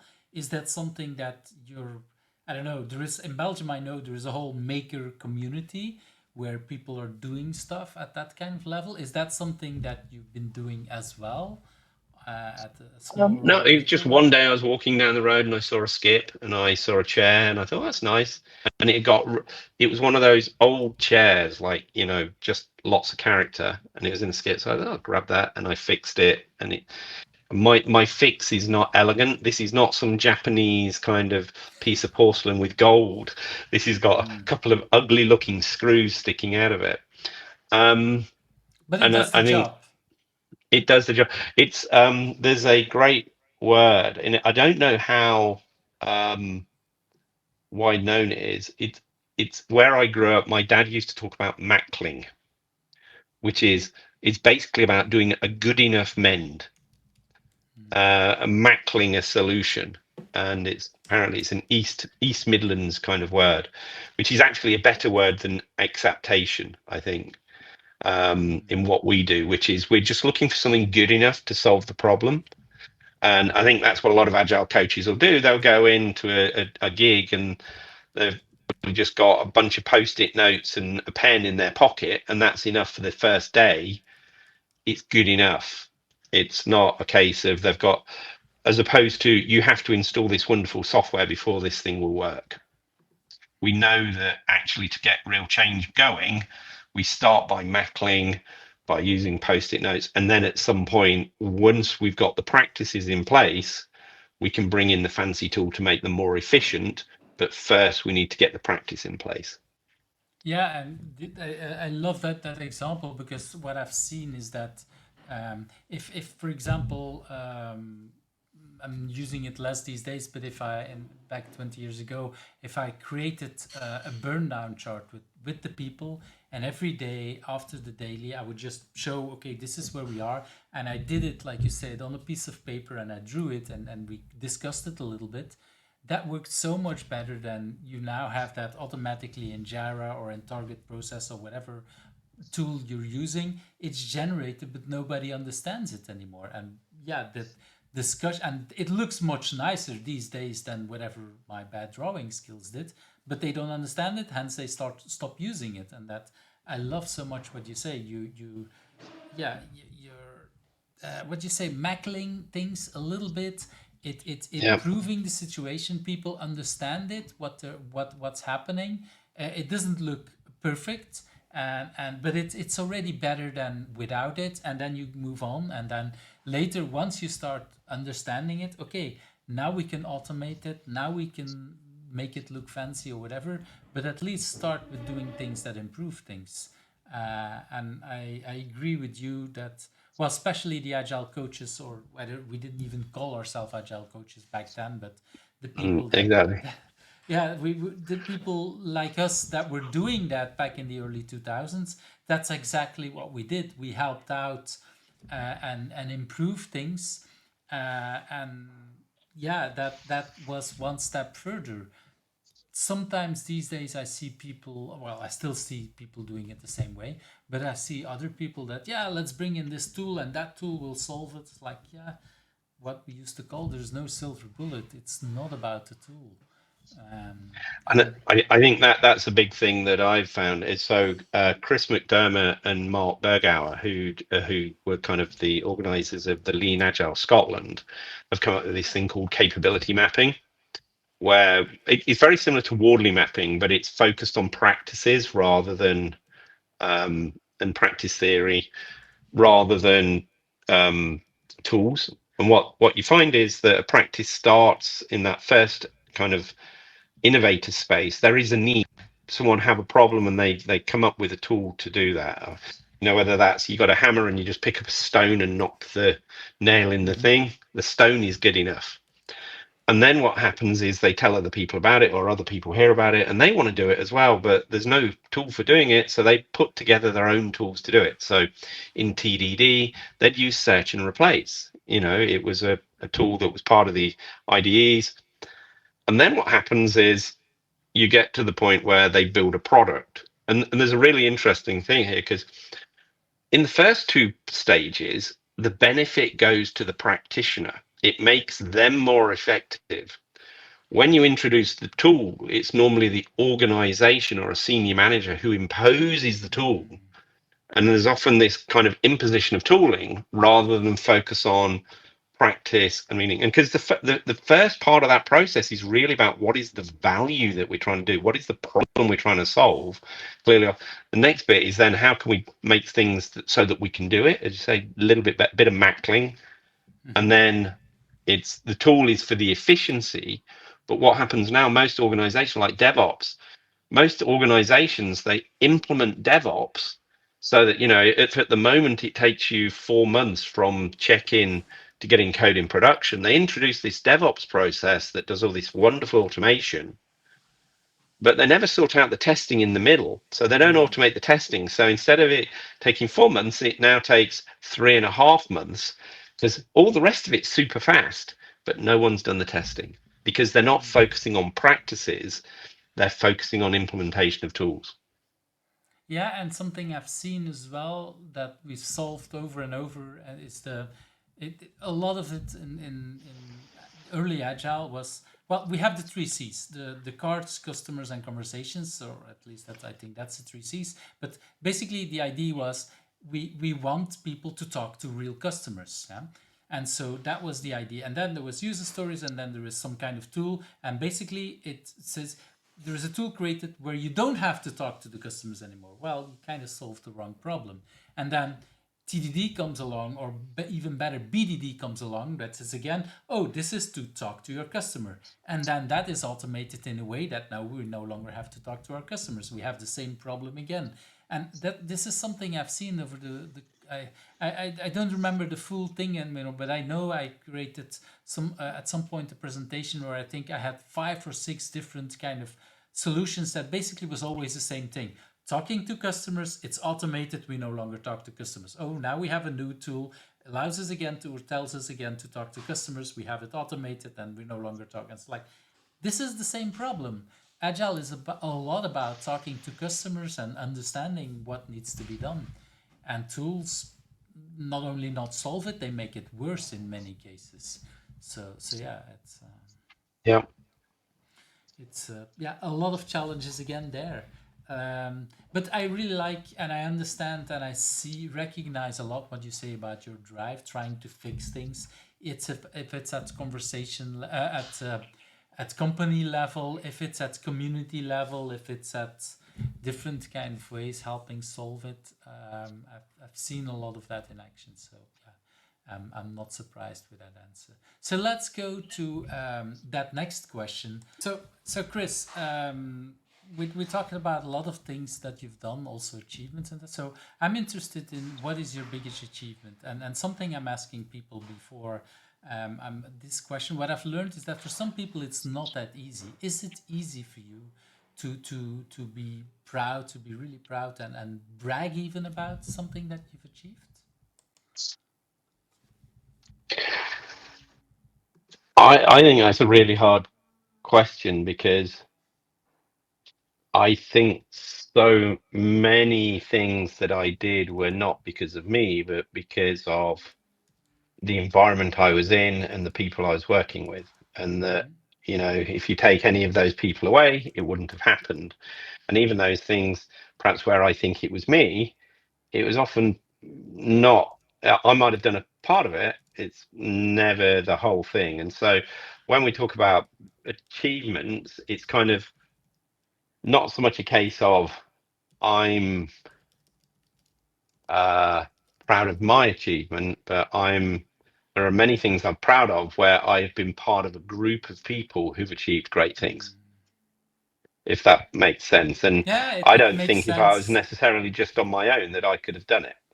If I'm that great, how come for the last 4 months while I've been kind of sitting at home, I haven't created this wonderful mega company because I'm so wonderful to do it? It's Mm-hmm. really about being part of it and helping it. And quite often the things that we achieve are not necessarily recognized.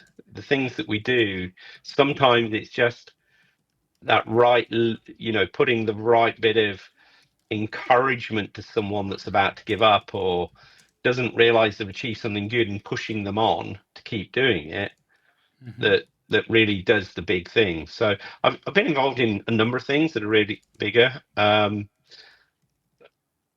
think, and so yeah, so to me it's a weird thing, because it kind of assumes I did this stuff, and sometimes my contribution was bigger than people realized, and sometimes it was significantly smaller. But generally speaking, there's very few things that I've done on my own that I would say, yeah, I did that, I'm really proud of it. Probably for me at the moment, there's I was thinking, there's two things probably I'd say is great achievement. It's not my achievement, but my son just graduated with a good degree from university. And Well, another, you're partly in raising him, so teaching him something about yeah, getting a degree at somehow, although he had to do all the hard work, I he guess. did the hard work. And his brother, who's going to graduate next year, he'd applied to do physics at one university, didn't get in, reapplied at another, but when he went to the other, he did history. And after the first term, he decided that he wanted to switch to physics, because he felt that he was paying a lot of money for his degree, and that actually he wasn't getting his money's worth doing the history course, because he was already reading a lot of books anyway about history, and so he didn't see. That may have been the right or the wrong decision. I'm not saying history's better or worse than physics, but just proud that he decided that he could make that decision. A lot of people feel that they've gone away down a path, and that for whatever reason they have to continue on that path. And he decided, I've started on history, but you know what? I enjoy it Okay. and I'll carry on doing it. But in terms of getting me a job, I think I'm going to switch to physics. Yeah, I like And that. and the fact that I still get on with both of them, I know people who don't get on well with their children. So I'm just feel in these days that seems like an achievement. Yeah, someone here on the podcast also talked about their adults in a way that they're I've what was the I don't know the exact phrasing, but it was something like I've I've done all the damaging I can do, so now they're on their own, and they will still come to me for help and whatever. But yeah, the raising part, where you can do most of the damage, that's already passed in a way. Yeah, I And have said to them that, they're in their 20s now. I said, look, when you get to 18, you're an adult, you make your own decision. Before 18, I'm kind of there to kind of guide and shape and help you. But now you're 18, you make your own decisions. So my job is to give you advice. And then if you ignore my advice and it fucks up, sorry to use French, but if it messes up, it's your then it's my responsibility. job to laugh at you and make it feel as uncomfortable as possible. And I'm just being a good father by laughing at you. So we have that understanding. I like that, and yeah, it reminds me of something that happened. Was it last weekend? I think so. The are now so not the oldest one, the second one, 20 years old. He's in the middle of exams, and he was offered to go to some kind of food festival, and he's been studying hotel, and so he knows very well how to cook, and he helped out in a couple of really good great restaurants, and so he was invited to such a festival where a lot of, I think, 10 really chefs are making one dish, and so he would be able to eat from different chefs, I think. But of course it's in the middle of his exam, so it's like, will I spend now 5 hours at this thing? And he basically, for me it's like, this is your decision. It's like, if you think that you can change your schedule and it's not a problem for you for your exams, it's all your decision, because like you say, after 18 it's really you. And I'm really proud that he really took that decision, and like, okay, I'm just going, I feel I can do it. And the exam he had after, 2 days after, he felt like this was okay, there was not a problem. And at least he how would I say it, yeah, he enjoyed life probably more than I would have had done at his age. I probably would not have done it. And I think this is probably the much better solution, because he wanted to go, he looked at how can I do it, and like you say, it's their decision. At some point you have to let go. So that's And I suppose in a way the biggest achievement is that I kind of talk to my sons probably every day, most days.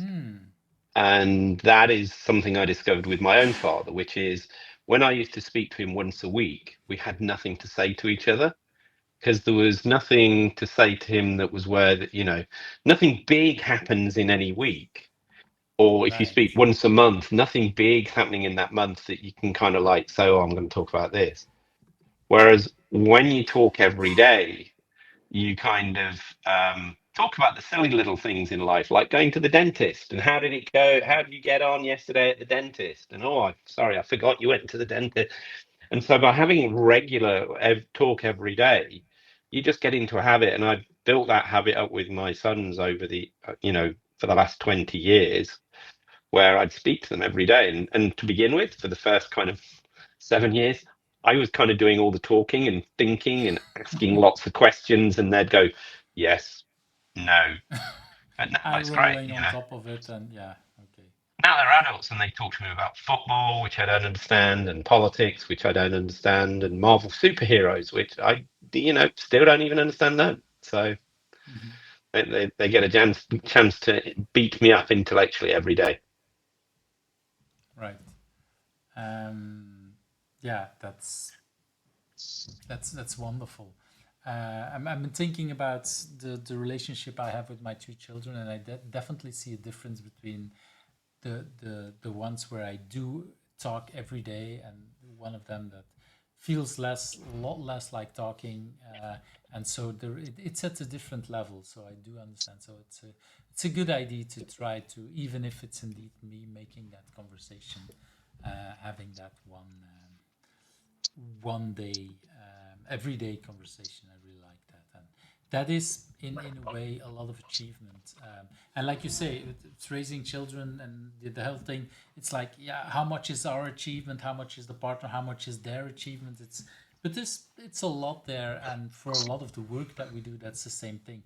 It's typically not just us, but you are also part of that. I think that is also the big part that is important, and definitely something to be proud of. Let's move to that next question. Do you have a personal agility tip to share? I'm going to sound really terrible because I don't. I don't think. I I think some. I know I shared one or two with you when you did the exercise, and I'm trying to remember what they are. I think the main thing with agile is the more you do something, the better you get. I kind of said this a couple of weeks so on, and it's if you only do something once a year, you're really bad at it. If you do something once a day, you'll be much better at it. And I think that's the real agility trick is to look for ways to some of those really important things that you do once a year, find a way to kind of break them down and do them lots so that you can do it, practice. What we found at Sky, that I think the reason we came up with such a great system eventually is we bought the all of the product owners, 200 product owners together every 3 months.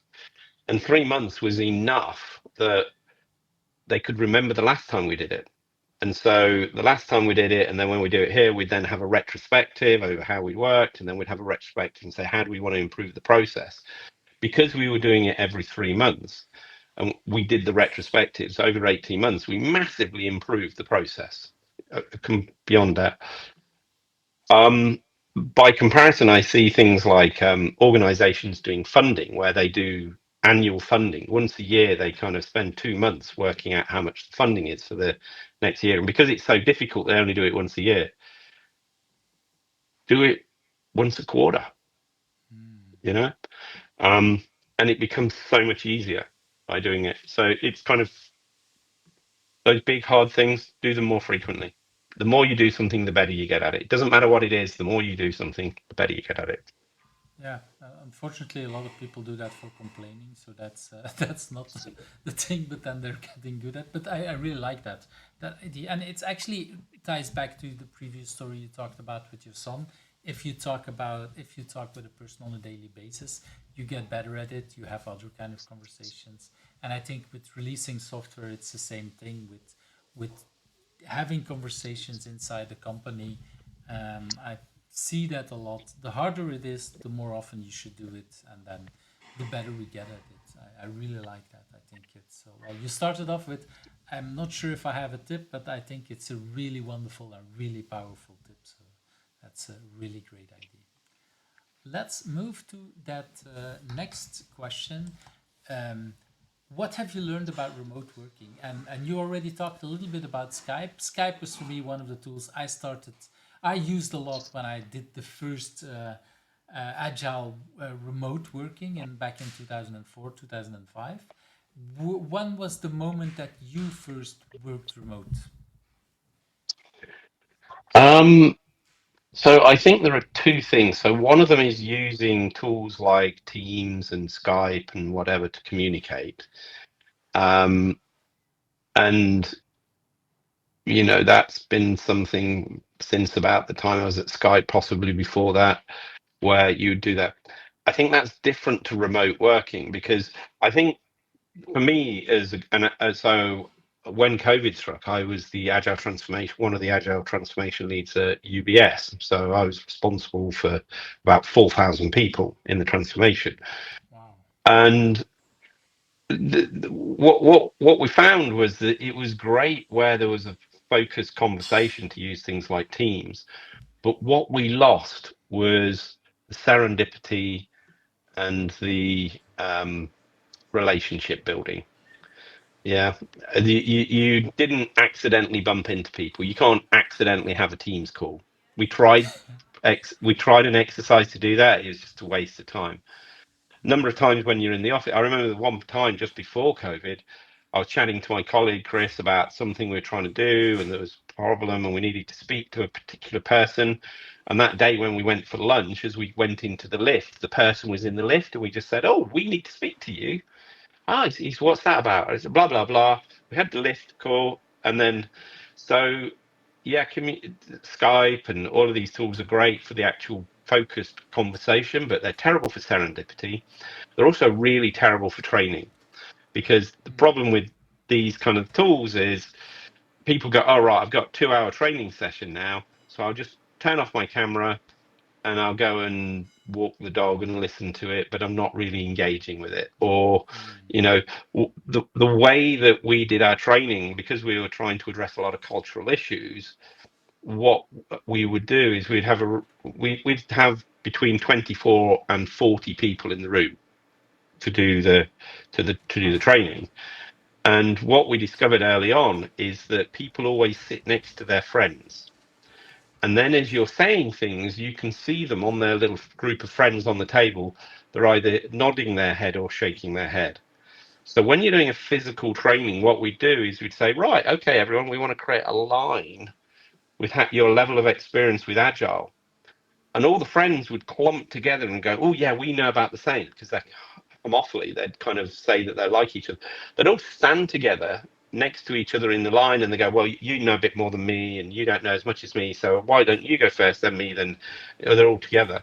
And then we'd go along and we'd say, right, 1, 2, 3, 4, 5. 1, 2, 3, 4, 5, and we'd assign them to groups as a way of breaking up those kind of little groups already and create new structures for the day, and they'd then bond during the day, and it was a more effective way of landing threat. When you're on a training course, none of that. When you're running a training course online, you get none of that. Nothing. You can't do any of that stuff. You can't do the physical embodiment stuff. So, and so I think some stuff, but now the thing with the training is you can bring people in to do the training now. So you can all be in an office, and you can or a hotel, and you can do the training, and that's great. But there's less appetite. People less want to do kind of stuff. The bit that's no one's really cracked with remote working is serendipity. And what I mean by serendipity is, if you want to get a promotion in a job, right, what you need to do is you need to keep your boss happy, but you talk to your boss all the while. But the way that promotions work, your boss is going to compete with his peers to get you promoted over someone else that they've got. And if his peers don't know you, you've got a harder job. But if he turns up to the meeting and goes, Eve is my candidate, and everyone in the room goes, yeah, we love Eve, he helped us with this and that and whatever, you've won half the game already, because the other people know who you are. Well, it's really hard to ring your boss's kind of peer and on Teams and say, oh, I want a meeting with you. Why? I just want to have 10 minutes to get to say hello. Look, I'm really busy. Why? If you're in the office, what you can do is just happen to sit next to your boss or your boss's peer. You can watch him and just go for a coffee at the same time as him and just stand next to him or sit next to her, and serendipitously, accidentally, but planned bump into them. You can't do that remotely. Nope. It's there's too much intent. So if you go and you follow someone to the coffee thing and they're really busy and go, oh hi, aren't you my boss's peer? And they go, too busy. That's fine. You do it 2 days later and go, oh hi, you're so. Yes, sorry about the other day, I was really busy. Who are you? Oh, what are you working on? Yeah. So there's a whole thing about being physically in the same location as people that you don't get by being remote. So I've not seen anything to address those. The communication's great, apart from the audio in all of these products is terrible. Yeah, a lot depends. What I've noticed is that people need to invest a lot. Well, I've noticed that people don't invest a lot in microphones and headphones and everything, and then you notice that if I talk even with a big hotshot CEO, whatever, in a company, they typically work on the crappy whatever audio of that the laptop of that company, instead of investing in microphones and headphones and everything. And it's actually the more So I I've got invest, because I was doing a lot anyway. I invested and got a really great headset. The only thing is, it doesn't work with all products. like the one that So we're using today. So that's yeah. part of a problem. Indeed. So But I find it works that's with some, but not others. And but had, my AirPods do with this, but not others. So, which is amazing, isn't it? Which is, you'd think that the sound would be a really basic thing to sort, but apparently not. It's one of the hardest parts, and it actually doesn't help in these conversations, like you say. The serendipity, I've seen tools trying out, like in Slack, there is options to schedule random conversations and everything, but still, it doesn't feel the same thing. And like you say, you can't, yeah, accidentally meet someone, and yes, and also asking on Slack or on Teams or whatever, like, do you have 5 minutes? It's something that sometimes feels like, oh, my boss asks if I have 5 minutes. Am I fired? Did I do something wrong? What's going on? And yeah, that's typically something that is rather hard to do. Yeah. Yep. It's remote is, yeah, it still is a lot harder. There is, for me, well, but I would do want to say that the tools are getting a lot better. If you compare it to 20 years ago, I loved Skype, but at the same time, the quality of the videos and everything, and that's partially Skype, but it's also a lot more the cameras that we have and everything. The bandwidth is much bigger these days, so things have improved a lot since these days 20 years ago, I would say. That's another thing. Let's move to that next question. What's a book that you have read that you want to talk about? Yeah, so I'm going to just walk over to I'm going to step over the spaniel and walk over to the very slowly and pick it up, because I was looking at it the other day, so I know where it is. I've got it, and I'm coming back with it.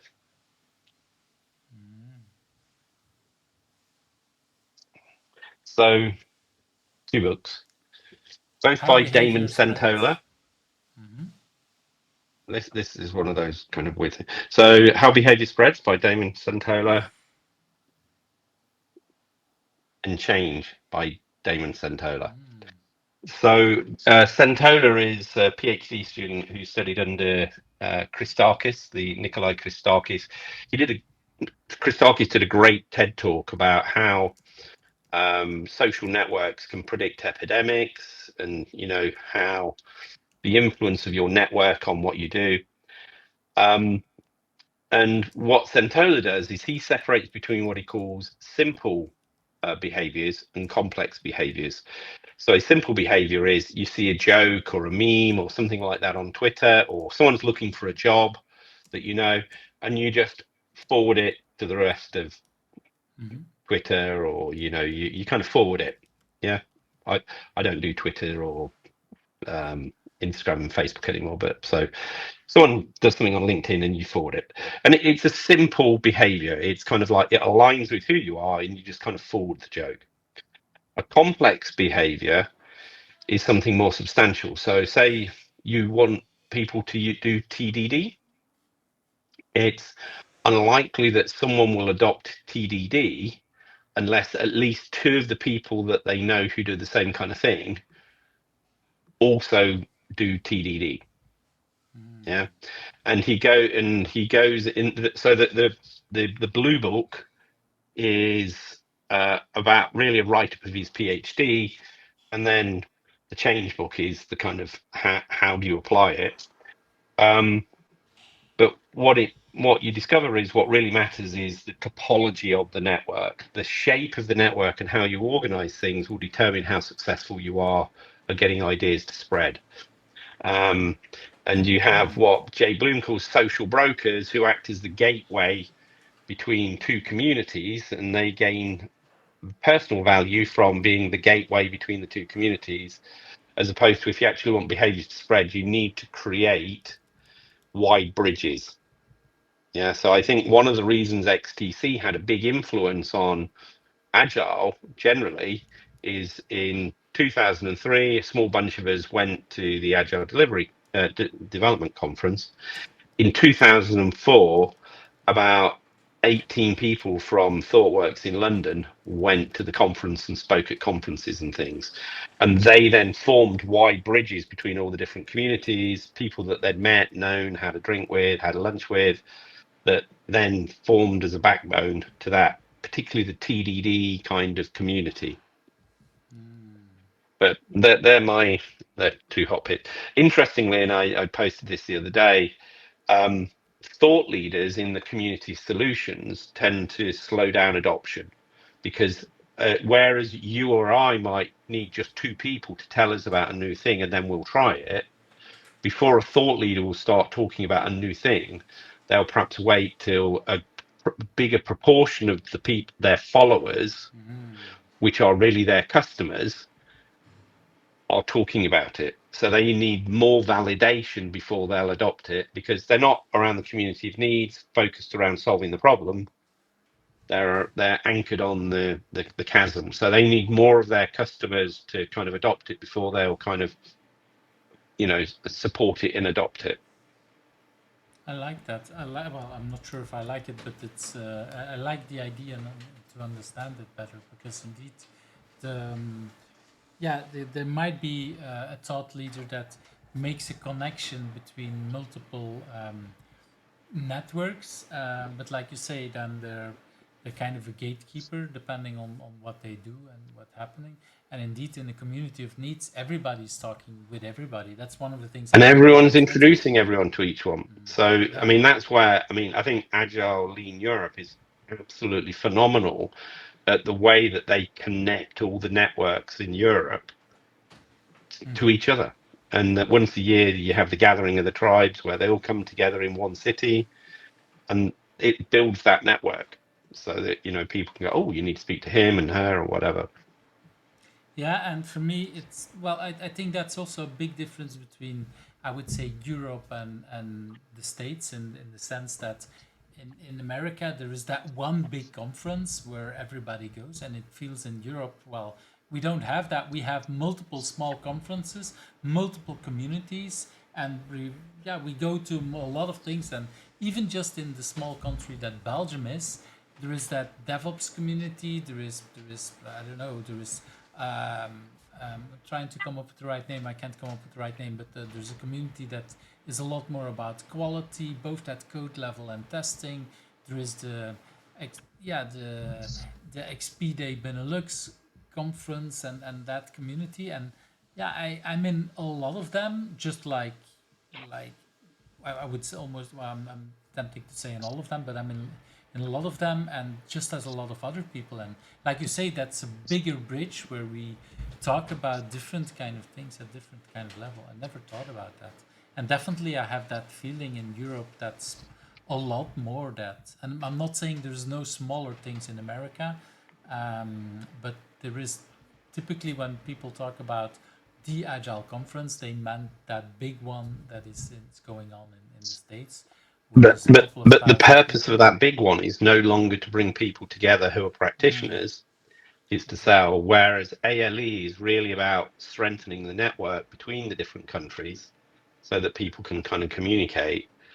That's a big difference. They've got the smaller conferences in America, but the big conferences they run are not there to link all the organizers. They don't have a session where the organizers get to know each other. I mean, that's the great thing. The ALE, all the organizers, all the kind of country level kind of groups and conferences kind of all know each other quite well now after all these years, so they don't have that in the States to bring them together in the same way that ALE brings Europe together. That's the feeling or no longer have that. I think the large conference used to do that, like you say, 20 years ago, but today it's completely different. I must admit, if you remember the first conference, because it was like, what is the definition of Europe? Because it's like you've got the Eurovision's song contest definition, and I think the definition of Europe for the first 2010 conference was it's Europe, Canada, and Brian Marrick. Who was sitting in the corner, and we were not there. Well, actually, we were.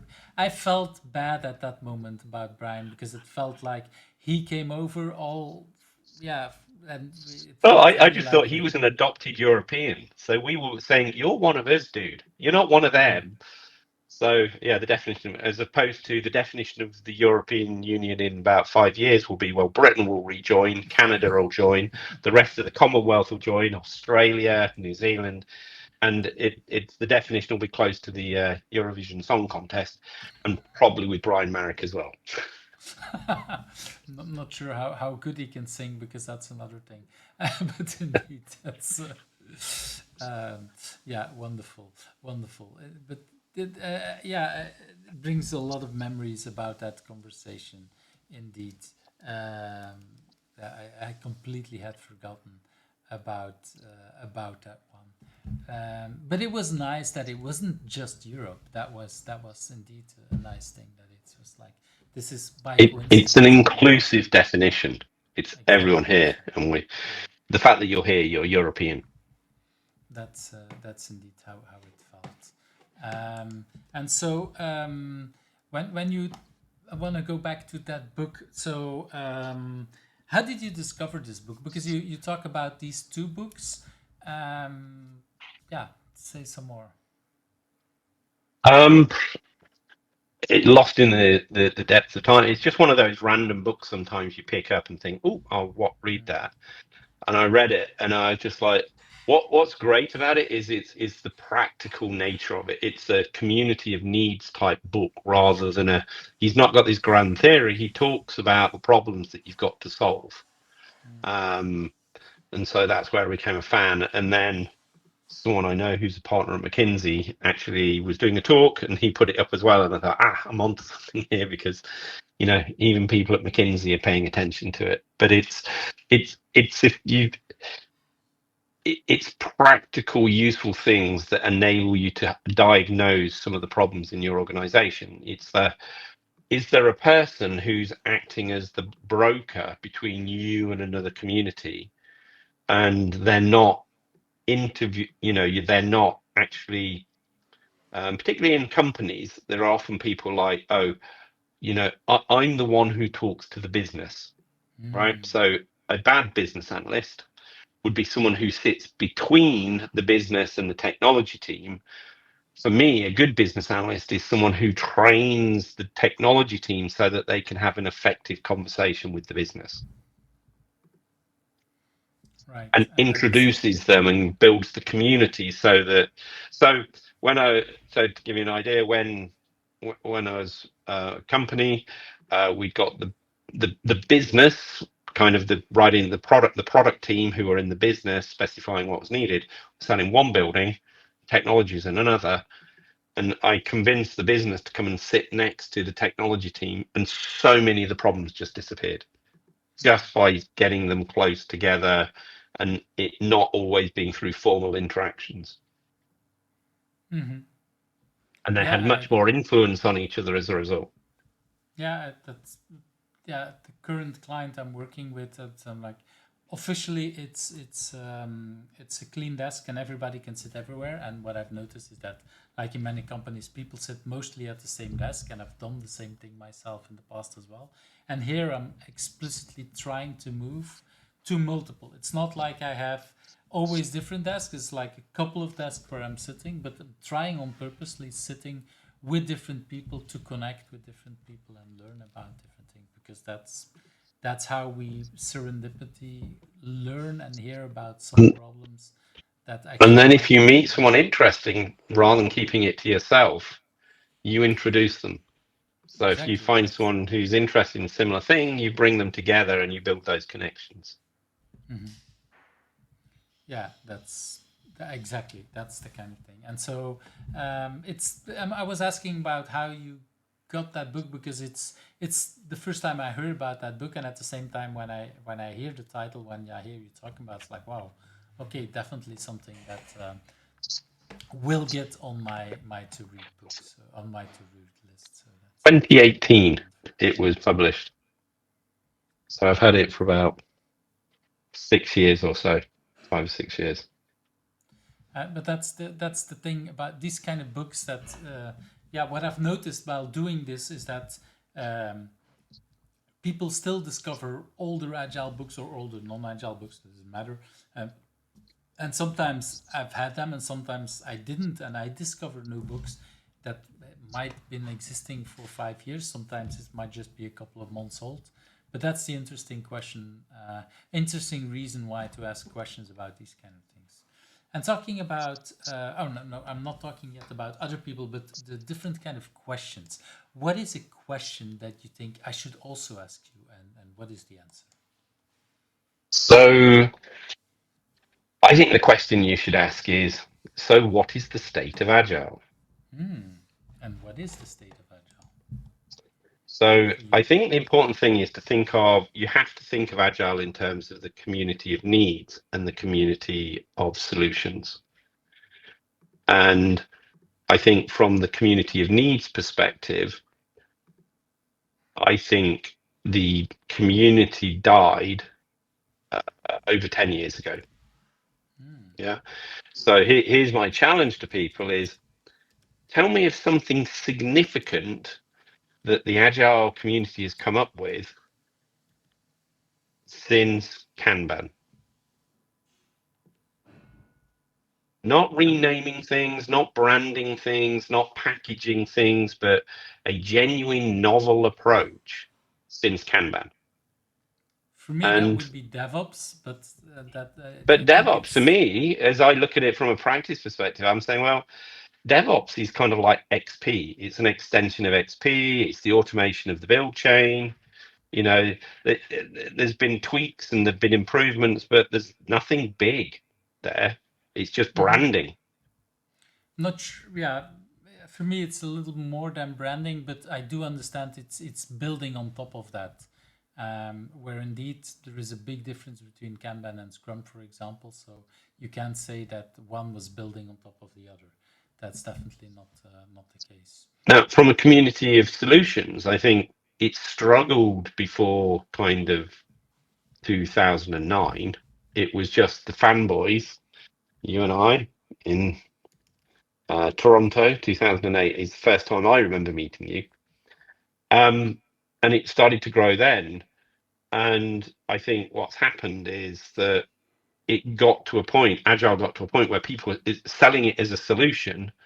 And a couple of years ago, it reached saturation, but also the companies that were implemented it didn't really want it. The people that were being asked to do it didn't want to do it. And so it became toxic. So in 2019, 18, 19, I got a job and my boss and I agreed that I would not be an agile coach. He said, you'll be a developer productivity coach because agile is toxic, you know. And so I think what we're seeing is there's an element of the agile selling, the community solutions is now kind of reaching an end. And what we're seeing is the kick up of AI. And it's like AI is kind of, drowning out everything else.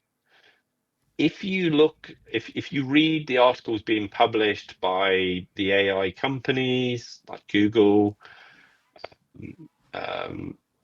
Anthropic, and so on, they all talk about agile and the agile practices. They don't mention agile. They don't talk about the brand.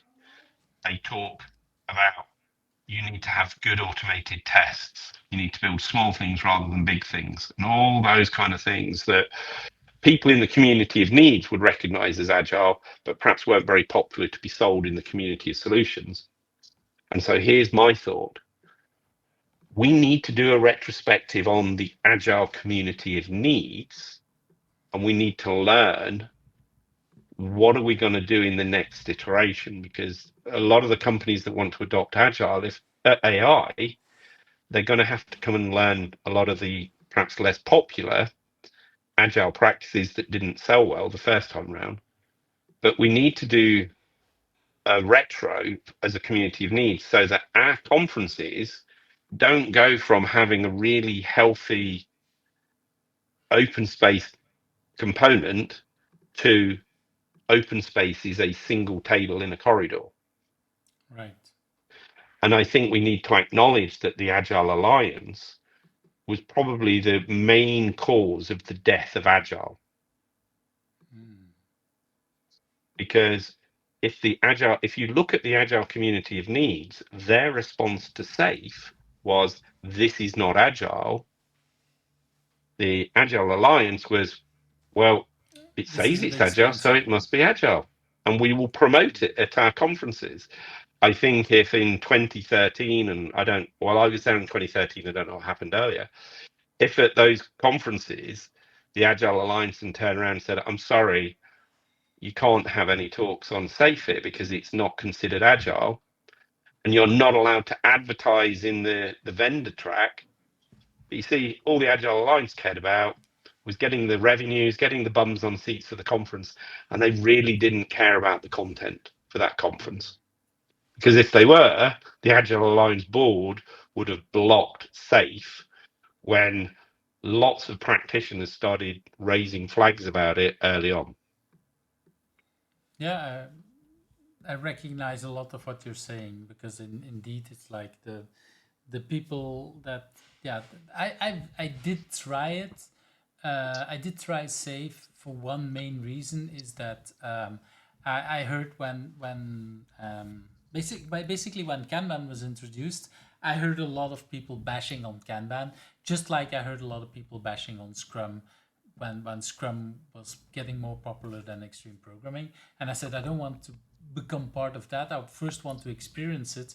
But very quickly I realized that, yeah, it's this is not what I would call agile. And not just by having read it, but experiencing it and seeing what what that effect was. And I think indeed that's what a lot of practitioners were saying, the ones that did try it. That, yeah, having these kind of conversations and understanding, like, okay, this is not helping our community. And in that sense, I recognize a lot of what you're saying there.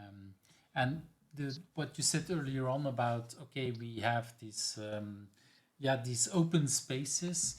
It is really important that whatever our industry, or I don't even want to call it industry, but whatever our communities are morphing into, we need to make sure that we have indeed these open spaces where we can have these kind of conversations to talk about the needs that we have, and to learn from each other.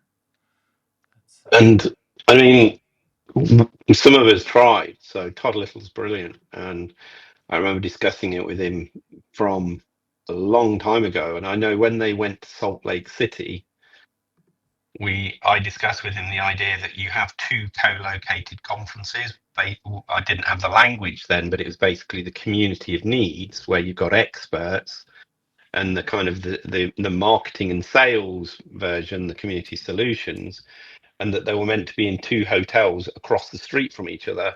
And that when you went into the community of needs, you were given an extra lanyard because you'd read and acknowledge kind of a different kind of code of conduct, because the behavior you see in community of needs is different to the behavior you see in community solutions. In community solutions, you don't, if you're selling stuff, you don't want to confuse them by people having an argument. So if you go to the community of needs, you need to sign a thing saying, this is the place where the leading edge practitioners are going to tear fur out of each other over whether we should have estimates or not. Yeah. Don't worry, the established practices are over the road. But it never happened. And I think you do need to keep them apart. I mean, as I say, I'm in both. I'm in the community needs, and I'm also in the community of solutions. But the community of needs, as I say, I would argue is not in Europe, but in America, the big American conference, which is seen as that went over 10 years ago. ALE is where it's still alive.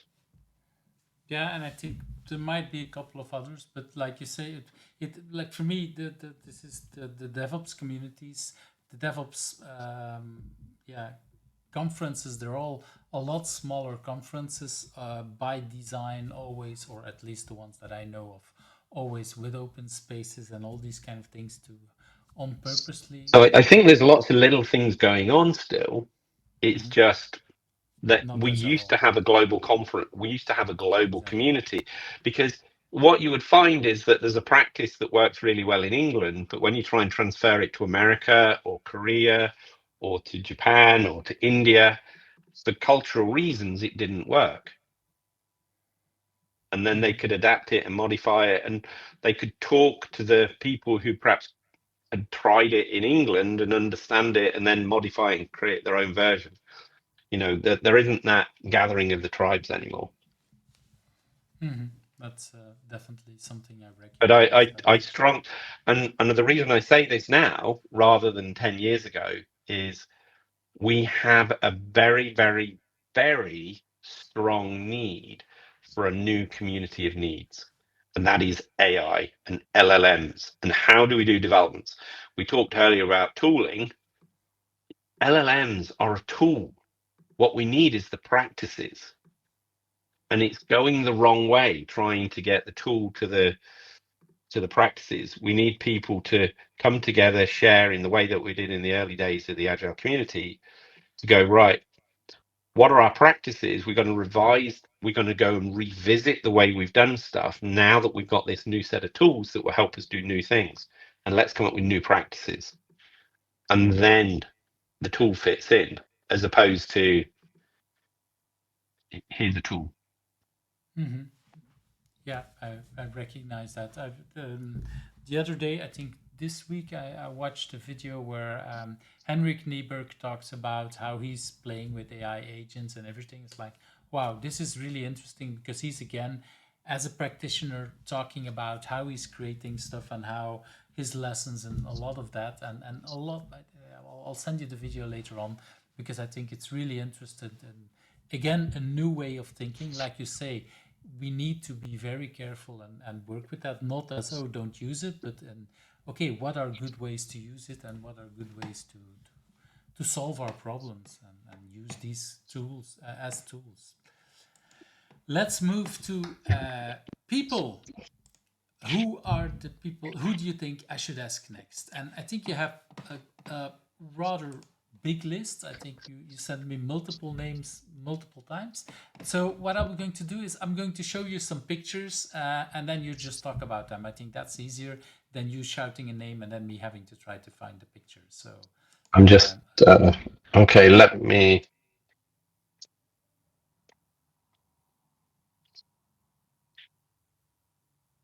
Okay. You're showing me a pic. Are you showing me a picture at the moment? now I'm showing the picture. So this is Barnaby Golden. So he's an agile coach who's kind of been deep diving into AI for a few years now. And so at the end of last year, I knew nothing about AI. I thought I knew a bit, and I knew nothing. And in fact, I discovered I knew less than nothing. And so Barnaby is an agile coach who's done deep dive into AI. I think he's more of an AI coach now than perhaps, and he's doing a lot of really deep thinking into how AI is going to change all of our work practices in software development and so on. So he's working with companies, and what we're seeing is that you're starting to see similar behaviors with AI that we saw with agile when it comes to adoption. So people, and I think the I'm not sure if the AI companies understand, but them marketing these tools as these are so great, you can replace all of your developers with this new tool, is not a great message if you want developers to adopt the tools. Yeah, I definitely recognize that. So who is this person? So this is Manish Malik. Manish and I met when he joined us at UBS as an agile coach. Really great guy. And the theme with all of these people is that they're kind of people with strong agile understanding who are doing deep dives into various different aspects of AI. So whereas Barnaby's an agile coach, he's kind of very much into the AI side of these things, but with a knowledge of agile.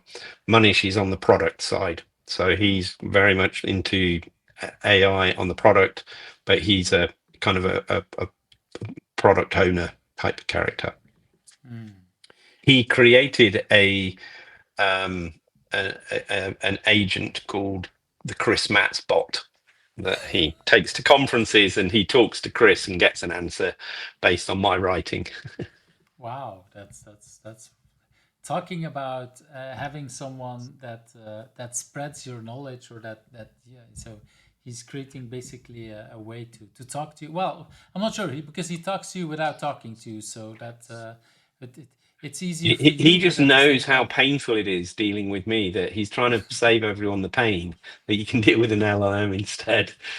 He's even made it rude as well, I think. well, that's the thing. So now there's two of you. Let's bring on the next person. This picture, I'm not sure if it's showing nicely, but That's a great photo. He's going to love it. This is Jocko Selberg. He was my head of agile coaching at UBS. He now lives in Hawaii, so he always has the most amazing shirts. He's once again another person who's doing deep dive into AI for the last couple of years at least. He's very much on the Kanban side of things as well, and the whole process side. But he also co-hosts the Complexity Lounge with Barbara Frontera, who's based in New York, and they have really great speakers on a regular basis, and discussions on complexity theory of all types.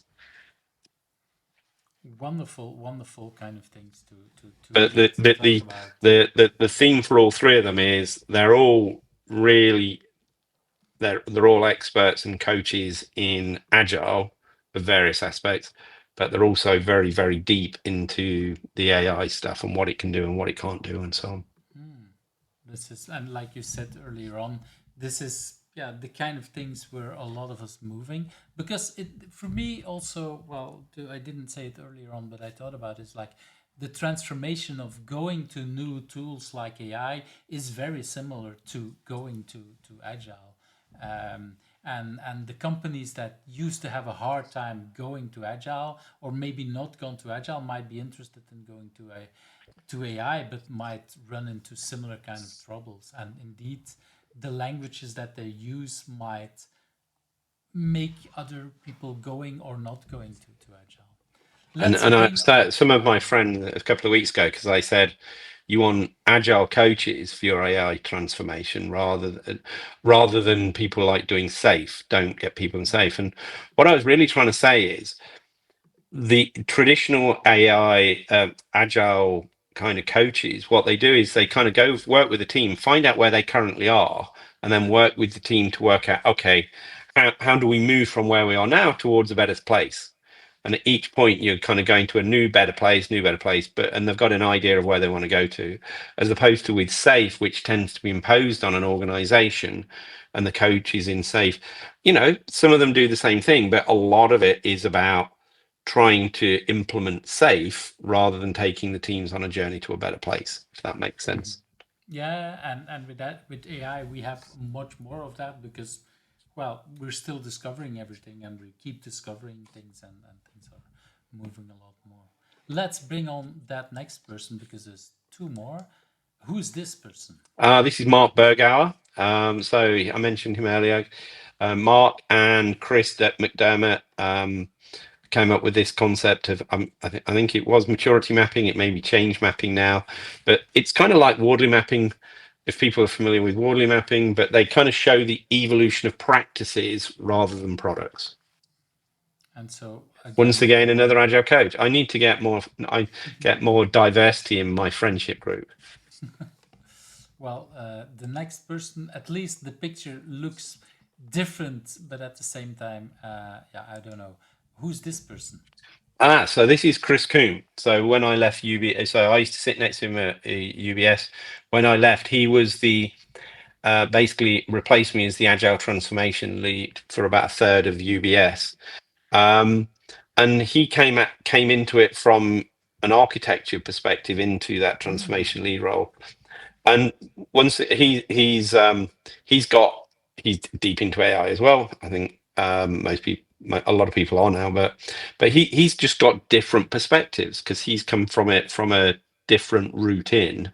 So that's why I'd say Chris is definitely a person worth speaking to.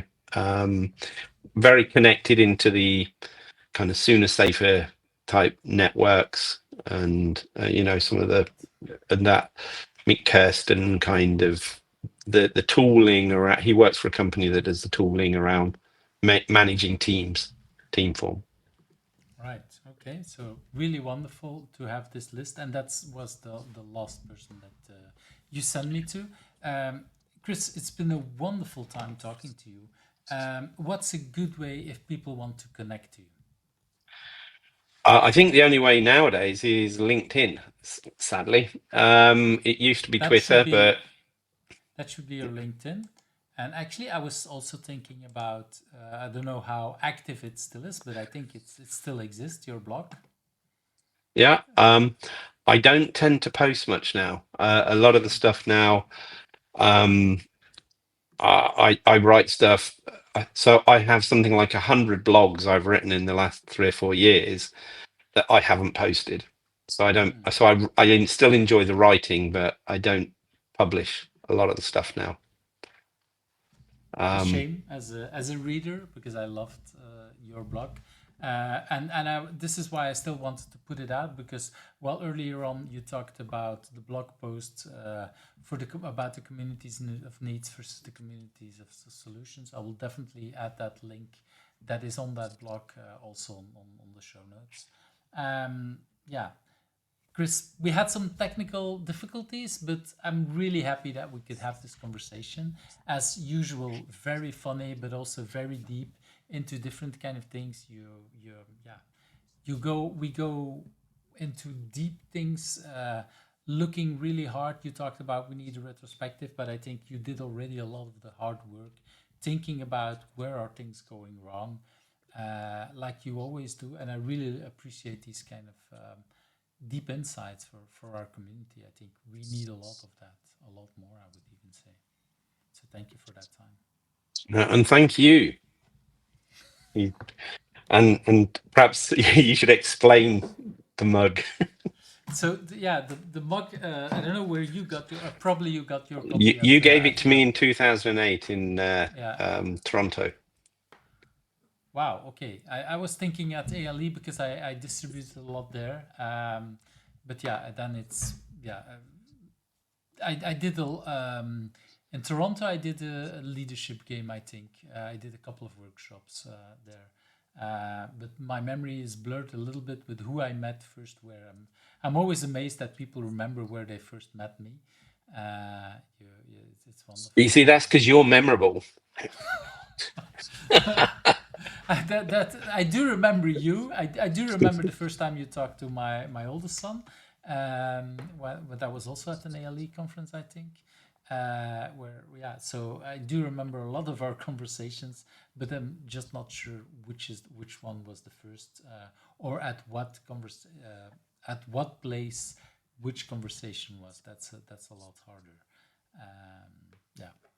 But really wonderful. So, thanking you for your time. And thank you. And I'm realizing it's like 8 o'clock on a Friday night, and so thank you very much, Eve, for not just for the conversation that we've had, but also for all the conversations that you've shared with everyone else. So thank you. Well, you've always been a wonderful supporter of the first book I did, of a lot of other stuff I did, and so it was always very. I don't know what's the right word, but it was always both comforting, really wonderful to have your support on some of the things. I do still remember publishing something on LeanPub that was completely for free, and then all of a sudden get a huge amount of like, what's going on? Took me a while to figure out who gave that money, but that was you for a book that was completely free. But on top of the money, it was what was much more important was your message about it. Like, okay, what you're doing here is really important for the community, and I'm sending this check or this way of money to just to tell you, like, please keep doing it because it's important. And I think that's the kind of support that a lot of us we need when we do community work. Because And I think that's one thing you don't hear. In the earlier conferences, you used to hear a lot about the first follower, that the leader Oh, who yeah. just supports people when they've got new ideas or they're trying new things. And you hear less of that, unfortunately. It's still there, but you hear less of it, I think. Yeah, Mainly I because think. I just hide myself away with my dog and don't talk to anyone else normally. But that video about the first follower is definitely something I'll link as well. It's basically what I do know that you had a business card that said first follower, and that's something that I loved really much because that's what I saw you doing, and that's what I noticed that I did myself as well a lot. It's like, okay, I'm much more interested in learning about tools that other people doing than inventing my own stuff. It's like it's much more interesting to indeed support other people. I learn a lot about that, and as a community, we grow. So yeah, and that's for me one of the things that you're really great at. And with that, yeah, it's sometimes indeed it's hard to know if you invented something or if you're just part of the first group of followers that were spreading the message. But yeah. I don't think I've ever invented anything, to be honest. I mean, there was and I'll kind of finish on this thought. Theory of constraints. The first documented usage of theory of constraints is in Herodotus. The histories in 2,000 years ago. Innovator's Dilemma. The first documented evidence is Henry V by William Shakespeare at the Battle of Agincourt, where the British soldiers used the inferior bows to beat the. And Real Options, which is the granddaddy of them all, was first documented in the Cambrian era 300 million years ago. So there's nothing new. We just discover Well, new language to describe things. yeah, I do remember a conversation or a podcast, I think, with Ken Beck that said, "Oh, I taught from XP. I didn't invent anything except this small little thing." And then years later, he discovered that he actually learned that at university in a course that he had forgotten. So yeah, that's also again things that we sometimes think that we invented. Pair coaching is another example that for me the name came out of a discussion with my father when we were creating a workshop. But then I heard that Josh Kariovsky was using that same name also like 10 years before us. So yeah, that again, a lot of ideas are not really new. But for me, that's also okay. I mean, we as a community, we reinvent things and we teach each other a lot of stuff, but we sometimes forgot. So yeah, that's also nice. And with that, I want to close off because indeed, Okay. Thank you very much. thank you, and Have a lovely well, weekend. same for you. Bye bye. Bye. Thank you for watching Who's Agile, where the stories of agilists come to life. I hope you liked today's interview. Subscribe if you're not subscribed and want to get to know other agilists.